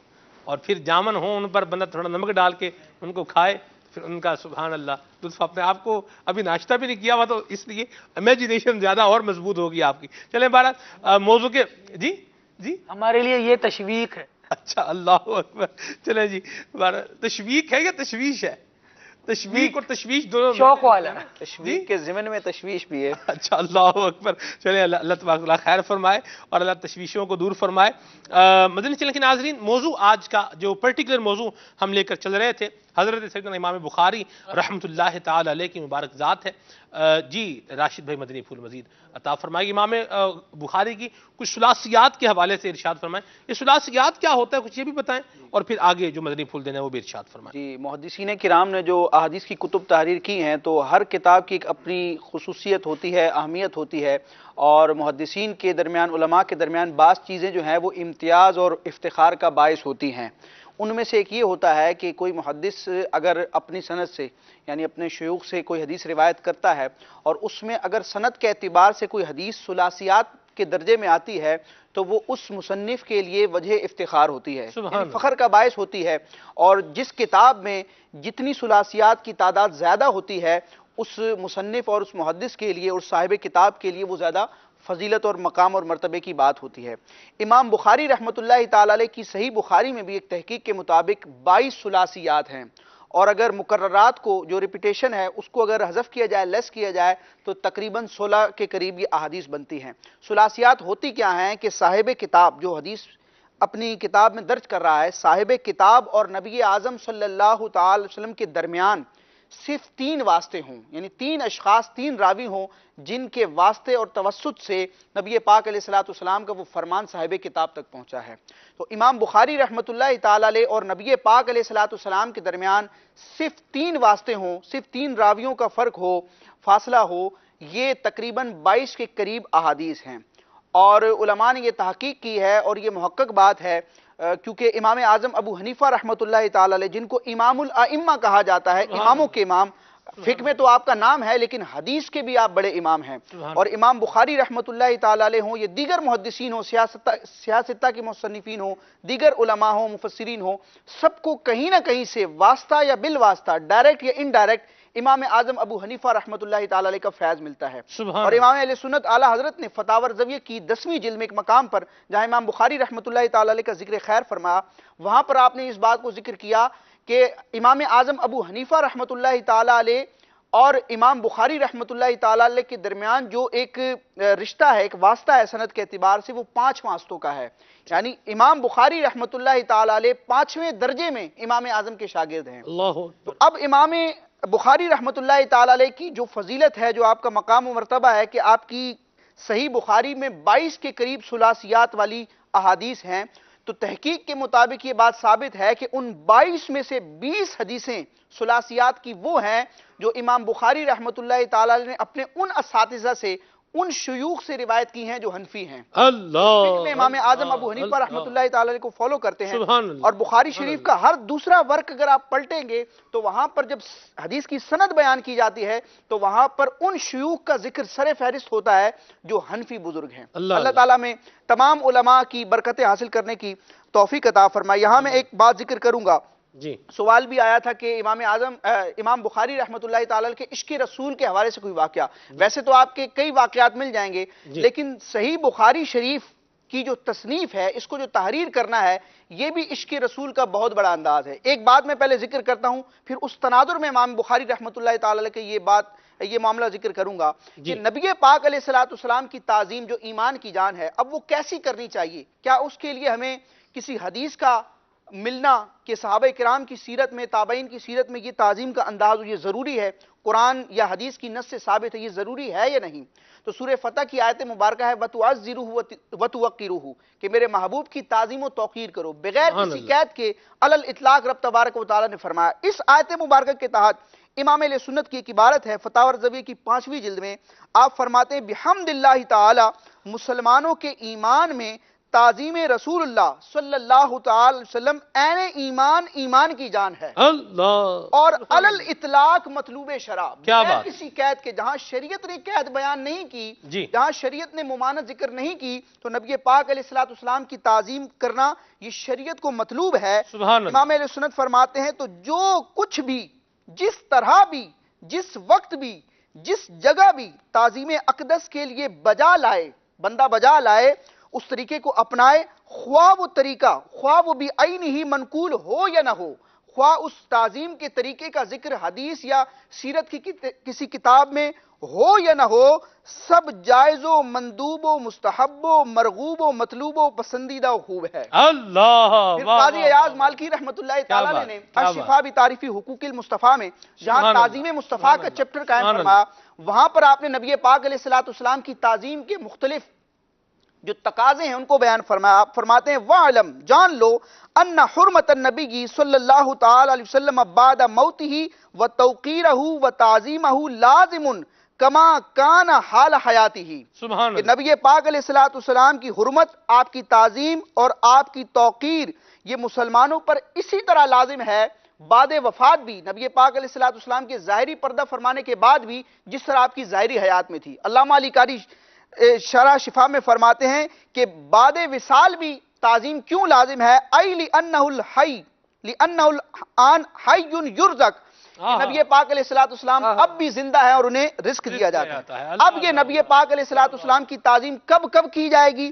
تو قاضی ایاز مالکی رحمۃ اللہ تعالی علیہ فرماتے ہیں وَذَلِكَ عِنْدَ ذِكْرِهِ صلی اللہ تعالی وسلم، جب نبی پاک علیہ السلام کا ذکر ہوگا تب تعظیم کرنا لازم، وَعِنْدَ ذِكْرِ حَدِيثِهِ، اور جب نبی پاک علیہ السلام کی حدیث کا ذکر ہو اس وقت بھی تعظیم کرنا یہ لازم ہے، وَسُنَّتِهِ، جب آپ کے طریقے کا بیان ہو اس وقت بھی تعظیم لازم، وَسَمَاعِ اسمِهِ، نبی پاک علیہ السلام کا نام نامی جب بندہ سنے اس وقت بھی تعظیم بجا لانا لازم ہے، وَسِیرَتِهِ، جب آپ کی سیرت آپ کی اسوہ حسنہ کا بیان ہو اس وقت بھی تعظیم بجانا لازم، وَمُعَامَلَةِ آلِهِ وَإِطْرَتِهِ، جب آپ کے اہل بیت اطہار کا ذکر اور ان کا معاملہ ہو تو اس وقت بھی تعظیم کرنا لازم، وَتَعْظِيمِ أَهْلِ بَيْتِهِ وَصَحَابَتِهِ، اور اہل بیت اور صحابہ کرام کی تعظیم کرنا لازم ہے۔ اب اس تعظیم مصطفیٰ کے چیپٹر کے تحت، اس فلسفے اور عقیدے کے تحت امام بخاری کا انداز دیکھیں کہ امام بخاری رحمۃ اللہ تعالی علیہ خود فرماتے ہیں کہ آپ کو اللہ تبارک و تعالی نے ایسا حافظہ عطا فرمایا، ایسی توفیق عطا فرمائی کہ نبی پاک علیہ السلام کی تقریباً 6 لاکھ احادیث امام بخاری رحمۃ اللہ تعالی علیہ کو یاد تھیں۔ آپ فرماتے ہیں 6 لاکھ احادیث میں سے میں نے صحیح ترین احادیث کا انتخاب کیا اور تقریباً 16 سال میں بخاری شریف کو تصنیف کیا، اور بخاری شریف میں تقریباً 7000 جو میں نے بیان کیا 7275 احادیث ہیں۔ حافظ ابن صلاح رحمۃ اللہ تعالی علیہ کی تحقیق کے مطابق 7000 کے قریب احادیث آپ نے ذکر کی۔ آپ خود فرماتے ہیں کہ ہر حدیث کو اس کتاب میں تحریر کرنے سے پہلے میں غسل کرتا، وضو نہیں غسل کرتا، اور 2 رکعت نماز پڑھتا اور پھر استخارہ کرتا، اور میرے دل میں جب کسی حدیث کی صحت جم جاتی کہ یہ بالکل حدیث صحیح ترین ہے، شرائط کے مطابق ہے، تو اس کو درج کرتا۔ اب بسا اوقات بندہ نبی پاک علیہ السلام کی تعظیم بجا لاتا ہے تو سوال کیا جاتا ہے کہ یہ صحابہ کرام کی سیرت سے یا کسی بزرگ کی سیرت سے دکھایا جائے، قرآن یا حدیث کی کوئی بڑے عاشق تھے یا آپ بڑے عاشق ہیں، فاروق اعظم بڑے عاشق تھے یا آپ بڑے، یوں ایک وہ ہے شیطان کی طرف سے یوں ایک پورا سلسلہ چل پڑتا ہے۔ جی تو یہ ایک مطالبہ کیا جاتا ہے۔ تو اب دیکھیں کہ یہ انداز کی حدیث جب لکھی جائے، صحابہ کرام نے بھی احادیث تحریر کی، لیکن صحابہ کرام کی تعظیم کا مقام و مرتبہ وہ سب سے عرفہ والا ہے، ان کا انداز جو ہے وہ امت کے لیے مشعل راہ ہے، کوئی کمپیریزن ہی نہیں ہے غیر صحابی اور صحابی کا۔ لیکن بظاہر صحابہ کرام کی سیرت میں یہ انداز نہیں ملتا کہ ہر حدیث کو لکھتے وقت غسل کیا جائے، 2 رکعت نماز پڑھی جائے۔ یہ امام بخاری نے ایک طریقہ جاری فرمایا، اور یہ تعظیم کے طور پر بالکل ایسا مشروع ہے کہ اس پر نہ تنقید کی جا سکتی ہے، نہ اس کو اعتراض کا محل بنایا جا سکتا ہے، کہ سارے محدثین نے جب امام بخاری رحمۃ اللہ تعالی کا ذکر کیا آپ کے اس انداز کو ذکر کیا۔ آخری بات میں ذکر کروں گا، اگرچہ گفتگو طویل ہو گئی، کہ کوئی بھی مدعا ہوتا ہے، دعویٰ ہوتا ہے، تو اس پر عموماً حدیث کا مطالبہ ہوتا ہے، حدیث صحیح کا۔ وہ تو آپ نے بیان کر دیا کہ حدیث صحیح ہونا اور ہے، اور اس سے استدلال ہونا، کسی چیز کا ثابت ہونا یہ اور ہے۔ لیکن بسا اوقات کہا جاتا ہے کہ بخاری شریف کی حدیث بیان کی جائے اور صحیح حدیث بیان کی جائے، تو بخاری شریف عرفہ والا کتاب ہے، لیکن بخاری کے علاوہ دیگر کتابیں بھی ہیں، سیاہ ستہ ہیں، سیاہ ستہ کے علاوہ بھی ہیں جن میں صحیح ترین احادیث ہیں۔ تو صرف بخاری ہی پر انحصار نہیں ہے، ورنہ ہماری شریعت اسلامیہ کے ہزاروں احکام ہیں، کیا وہ صرف 7000 احادیث سے ثابت ہیں؟ تو بخاری شریف میں تو 7000 احادیث ذکر کی گئی، اور اگر مقررات کو حذف کر دیا جائے تو 4000 حدیثیں۔ تو عقل بھی اس بات کو تسلیم نہیں کرے گی کہ صرف 4000 حدیثوں سے ہمارا دین ثابت ہے۔ تو بخاری شریف کے علاوہ بھی دیگر کتابیں ہیں، ان سے بھی دلیل پکڑی جاتی ہے، اور جب دعویٰ کیا جاتا ہے تو جتنا دعویٰ پاورفل ہوتا ہے اس کے لیے دلیل بھی اتنی ہی پاورفل چاہیے ہوتی ہے۔ اب مسئلہ ہے عقیدے کا، تو اس کے لیے حدیث کی جو ہے وہ اعلیٰ قسم درکار ہوگی ثبوت کے لیے۔ اگر حرام حلال کا مسئلہ ہے تو اس کے لیے حدیث کا ایک دوسرا درجہ ہے، فرض کے لیے دلیل الگ، واجب کے لیے دلیل الگ، مستحب کے لیے دلیل الگ۔ جس درجے کی آپ کو جو ہے وہ چیز ثابت کرنی ہے اسی حساب سے دلیل آئے گی۔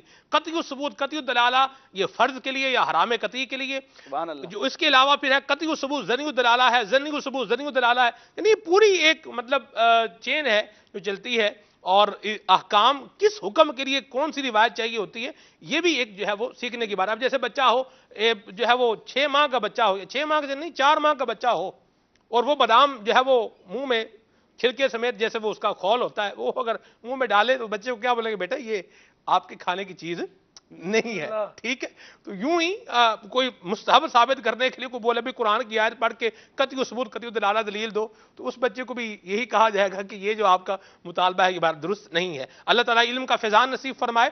اور جو امام بخاری کا عشق رسول جس انداز میں بتایا ہے ہمارے راشد بھائی نے, اللہ تعالیٰ ہمیں بھی امام بخاری کے صدقے میں تعظیم مصطفیٰ کی سعادت نصیب فرمائے. گھڑی کہہ رہی ہے 12 منٹ باقی ہیں, اور میری نیت ہے کہ ہم انشاءاللہ آخر کے جو 7 منٹ ہیں یہ عبدالخلیل بھائی کو دیں گے انشاءاللہ, سعادت السلام کے لیے, منقبت کے لیے بھی. مختصر سا آپ بھی کچھ مدنی پھول بیان کریں, اور پھر وقار بھائی سے بھی لیتے ہیں, سلسلے کو اختتام کی طرف لے کر چلتے ہیں. بہت ساری باتیں بیان کرنا بہرحال ابھی باقی ہے. جی, ملفوظات اعلی حضرت میں امام اہل سنت کا ایک قول بیان کیا گیا کہ امام اہل سنت نے فرمایا کہ امام بخاری رحمۃ اللہ تعالی علیہ نے جب وصال فرمایا تو 90,000 شاگرد اپنے محدث چھوڑے. یہ ایک شان ہے, اور امام بخاری رحمۃ اللہ تعالی علیہ کی طرف لوگوں کے رجوع کی ایک علامت ہے کہ 90,000 وہ افراد ہیں جو آپ کے شاگردوں میں سے ہیں اور محدث ہیں. پھر امام بخاری رحمۃ اللہ تعالی علیہ کا اپنی زندگی گزارنے کا ایک ایسا معاملہ تھا کہ ایک تو بات یہ ہے کہ ان کے علم نے انہیں بے عمل نہیں کیا. بسا اوقات ایسا ہوتا ہے کہ بندہ علم کے تو بڑے دعوے کر رہا ہوتا ہے لیکن اعمال چھوڑ رہا ہوتا ہے, لیکن جس کو علم نافع نصیب ہوتا ہے اللہ تبارک و تعالی اس کو عمل میں بھی ترقی عطا فرماتا ہے. آپ رحمۃ اللہ تعالی علیہ ویسے مالدار افراد میں آپ کا شمار ہوا کرتا تھا, اور 300 درہم ایک دن میں صدقہ کر دیا کرتے تھے. بعض اوقات اس طرح کی روایتیں بھی آپ کی سیرت میں موجود ہیں, لیکن آپ رحمۃ اللہ تعالی علیہ کا عمل کیسا تھا کہ شاگردوں کا تو ایک ہجوم تھا, اس کے باوجود آپ نے خادمین کا ہجوم اپنے گرد قائم نہیں کیا. آپ کے ایک شاگرد ہیں, وہ اکثر آپ کے ساتھ رہا کرتے, اور انداز یہ ہوتا کہ امام بخاری رحمۃ اللہ تعالی علیہ کی خدمت کرنے کی کوشش کیا کرتے, لیکن فرماتے ہیں کہ اکثر اوقات ایسا ہوتا کہ امام بخاری رحمۃ اللہ تعالی علیہ اپنے کام خود کر لیا کرتے. ایک مرتبہ بصرہ کے بالکل شہر کی آخری کونا جہاں ہوتا ہے, اس طرح سے اس کے کیا کہا جائے گا اس کو کہ کنارے والا علاقہ جائے فصیل جو ہوتی ہے, اس طرف جا کر امام بخاری رحمۃ اللہ تعالی علیہ نے سرائے قائم کرنے کا ارادہ فرمایا, اور نیت کر لی کہ میں سرائے قائم کروں گا. آپ وہاں گئے, تعمیرات شروع کی, اور خود اپنے ہاتھ سے اینٹ لگایا کرتے تھے. آپ کے شاگرد آگے بڑھے اور کہنے لگے حضور آپ بیٹھ جائیے, بس مجھے حکم کر دیجئے, میں خود اینٹ لگا دوں گا. ان کا عمل دیکھیے. اور ایک وہ ہوتا ہے نا کہ ہمارے تو بہت سارے شاگرد ہیں, کرنے والے ہیں, سب کر لیں گے, ہو جائے گا, نیت تو میری ہے, پیسہ میں خرچ کر رہا ہوں, ثواب مجھے مل جائے گا. امام بخاری رحمۃ اللہ تعالی علیہ نے اینٹ اٹھائی, دیوار میں لگائی, اور کہا کہ یہ جو میں عمل کر رہا ہوں میرا یہ عمل مجھے قیامت کے دن نفع دے. اللہ اکبر, اللہ اکبر, سبحان یہ ان کا ذوق ہوا کرتا تھا. اور مصطفیٰ کریم صلی اللہ تعالی علیہ وآلہ وسلم کی امتیوں کی ایسی خیرخواہی کیا کرتے تھے. ایک شخص نے 25,000 درہم آپ رحمۃ اللہ تعالی علیہ سے قرضے کے طور پر لیے. آپ جانتے تھے کہ یہ بہت غریب آدمی ہے, اور کوئی قرضہ جب مانگتا ہے تو ظاہر ہے بہت تنگدستی کے عالم میں ہوتا ہے, اور اس کے بغیر چارہ نہیں ہوتا, تو قرض مانگنے کی طرف آتا ہے. جب قرض اس نے مانگا 25,000 درہم, آپ رحمۃ اللہ تعالی علیہ نے دے تو دیے, لیکن ساتھ یہ بھی ارشاد فرمایا کہ تم لوٹانے میں جلدی نہیں کرنا, 10 درہم مجھے ماہانہ ادا کر دیا کرنا. اللہ اکبر, اللہ اکبر. جو قرض دیتے ہیں یا جو اس طرح کے معاملے میں ہوتے ہیں وہ جانتے ہیں کہ قرض دی ہوئی رقم کا ٹوٹ کر ملنا کس قدر نقصان دہ ہوتا ہے, کہ گویا ہماری رقم تو کسی کام ہی نہیں آئی. 25,000 درہم ایک بڑی رقم ہے, اور اس میں سے 10 درہم ماہانہ, یعنی اگر اس کا ہم اندازہ لگائیں تو کئی سالوں کے بعد جا کر 10 درہم کر کے وہ 25,000 وصول ہوں گے. لیکن امام بخاری رحمۃ اللہ تعالی علیہ مصطفیٰ کریم صلی اللہ تعالی علیہ وآلہ وسلم کے امتیوں کے بھی خیر خواہ. سبحان اللہ. ایک تو حدیث جمع کر کے آپ نے خیر خواہی فرمائی, لیکن خیر خواہی یہاں موقوف نہیں کر دی, بلکہ معاملات میں بھی لوگوں کے ساتھ بھلائی خیر خواہی فرمائی. سبحان اللہ. ہمیں بھی یہ کرنا چاہیے. آج دعوت اسلامی کا مدنی ماحول ہمیں سکھا رہا ہے, بلکہ امیر سنت ہمیں کر کے دکھا رہے ہیں ماشاءاللہ. آئیے دعوت اسلامی کے مدنی ماحول سے وابستہ ہو جائے گی, برکتیں پائیں گے آپ بھی انشاءاللہ. جی وقار بھائی. امام بخاری رحمۃ اللہ تعالی علیہ کی سیرت کا ایک پہلو یہ بھی ہے کہ یہ جو اللہ والے ہوتے ہیں ان پر آزمائشیں بھی بعض اوقات آتی ہیں. تو آپ کے ساتھ بھی ایسا ہی واقعہ ہوا, آزمائش سے آپ کو دوچار ہونا پڑا, اور اپنے شہر بخارا کو آپ کو جو ہجرت کر کے جانا پڑا. اس کا واقعہ کچھ یوں ہے کہ امیر بخارا خالد ابن احمد زحلی اس نے جو یہ آپ کے پاس آیا اور آ کے جو ہے وہ کہنے لگا میرے بچوں کو آپ تعلیم دے، علم حدیث پڑھائیں، بخاری شریف پڑھائیں، دیگر حدیث پڑھائیں، تو میرے گھر پر آ کر آپ اس میں میرے محل میں آ کے پڑھائیں۔ تو آپ نے جو ہے وہ ارشاد فرمایا کہ بھئی یہ علم حدیث ہے، میں علم کو اس طرح ذلیل نہیں کر سکتا کہ میں جو ہے وہ عمرہ کے جو ہے درباروں پہ اس علم کو لے کے چلے جاؤں، اگر آپ نے اپنے بچوں کو پڑھوانا ہے تو آپ میرے پاس بھیج دیجئے۔ جی تو اس پر امام بخاری رحمۃ اللہ تعالی علیہ نے جو ہے جب یہ آپ نے جو ہے کہا تو کہا ٹھیک ہے میرے بچے آپ کے گھر آ جائیں گے، لیکن جو ہے شرط یہ ہوگی کہ دربان بھی ساتھ کھڑے ہوں گے اور کوئی بچہ میرے بچوں کے برابر میں نہیں بیٹھے گا۔ آپ نے کہا ایسا بھی نہیں ہو سکتا، کیونکہ یہ علم جو ہے نبی کریم صلی اللہ علیہ وسلم کی میراث ہے، یہ سب کے لیے، غریب کے لیے بھی ہے، امیر کے لیے بھی ہے، تو آپ کے جو بچے جو آئیں گے وہ دیگر بچوں کے ساتھ بیٹھیں گے، اگر آپ کو ایسا لگتا ہے صحیح ہے تو پھر ٹھیک ہے بھیج دیں ورنہ نہیں۔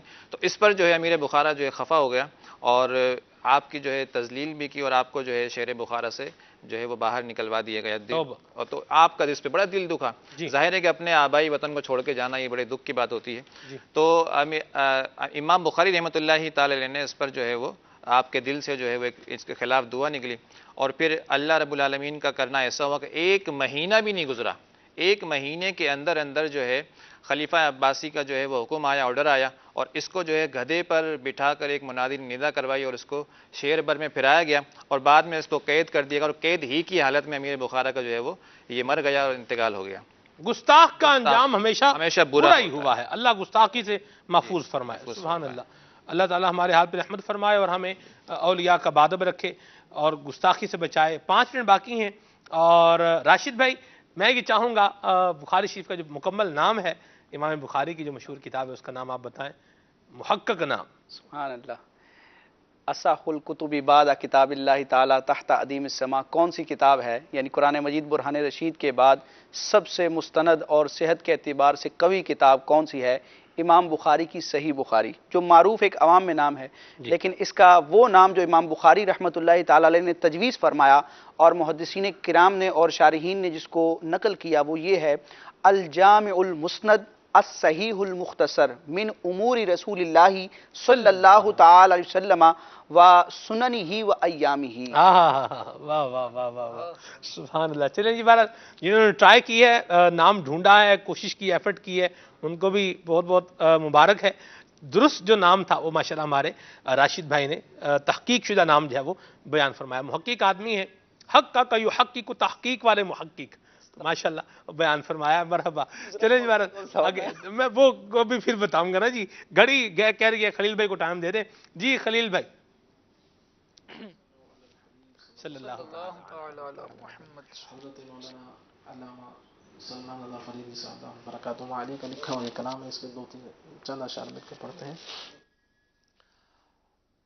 اسرار نبوت کا صحیفہ ہے بخاری، اسرار نبوت کا صحیفہ ہے بخاری، اظہار رسالت کا حدیثہ ہے بخاری، اظہار رسالت کا حدیثہ ہے بخاری، آداب در سرور کونین سکھائے، تعلیم محبت کا جریدہ ہے بخاری، خود صاحب قرآن سے سند اس کو ملی ہے، مقبول در شاہ مدینہ ہے بخاری، اسناد میں اعلیٰ ہے، شرائط میں جامع، اسناد میں اعلیٰ ہے، شرائط میں جامع، مبنی باحادیث صحیحہ ہے بخاری،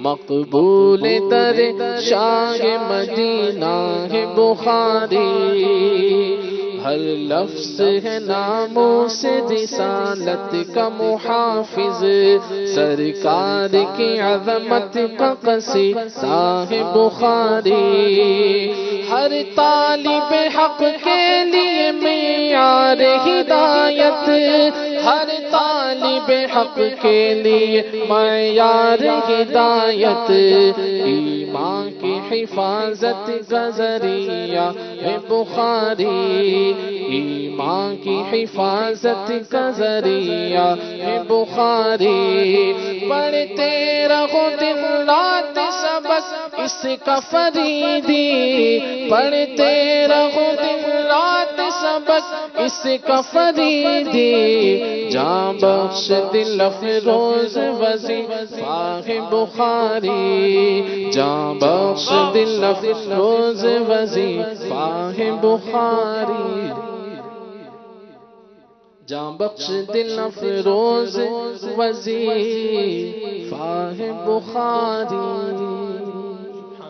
سبحان اللہ، مرحبا۔ مصطفیٰ جانے رحمت پہ لاکھوں سلام، شمع بز میں ہدایت پہ لاکھوں سلام، مجھ سے خدمت کے خود سیکھا ہے ہر رضا، مصطفیٰ جانے رحمت پہ لاکھوں سلام، شمع بز میں ہدایت پہ لاکھوں سلام۔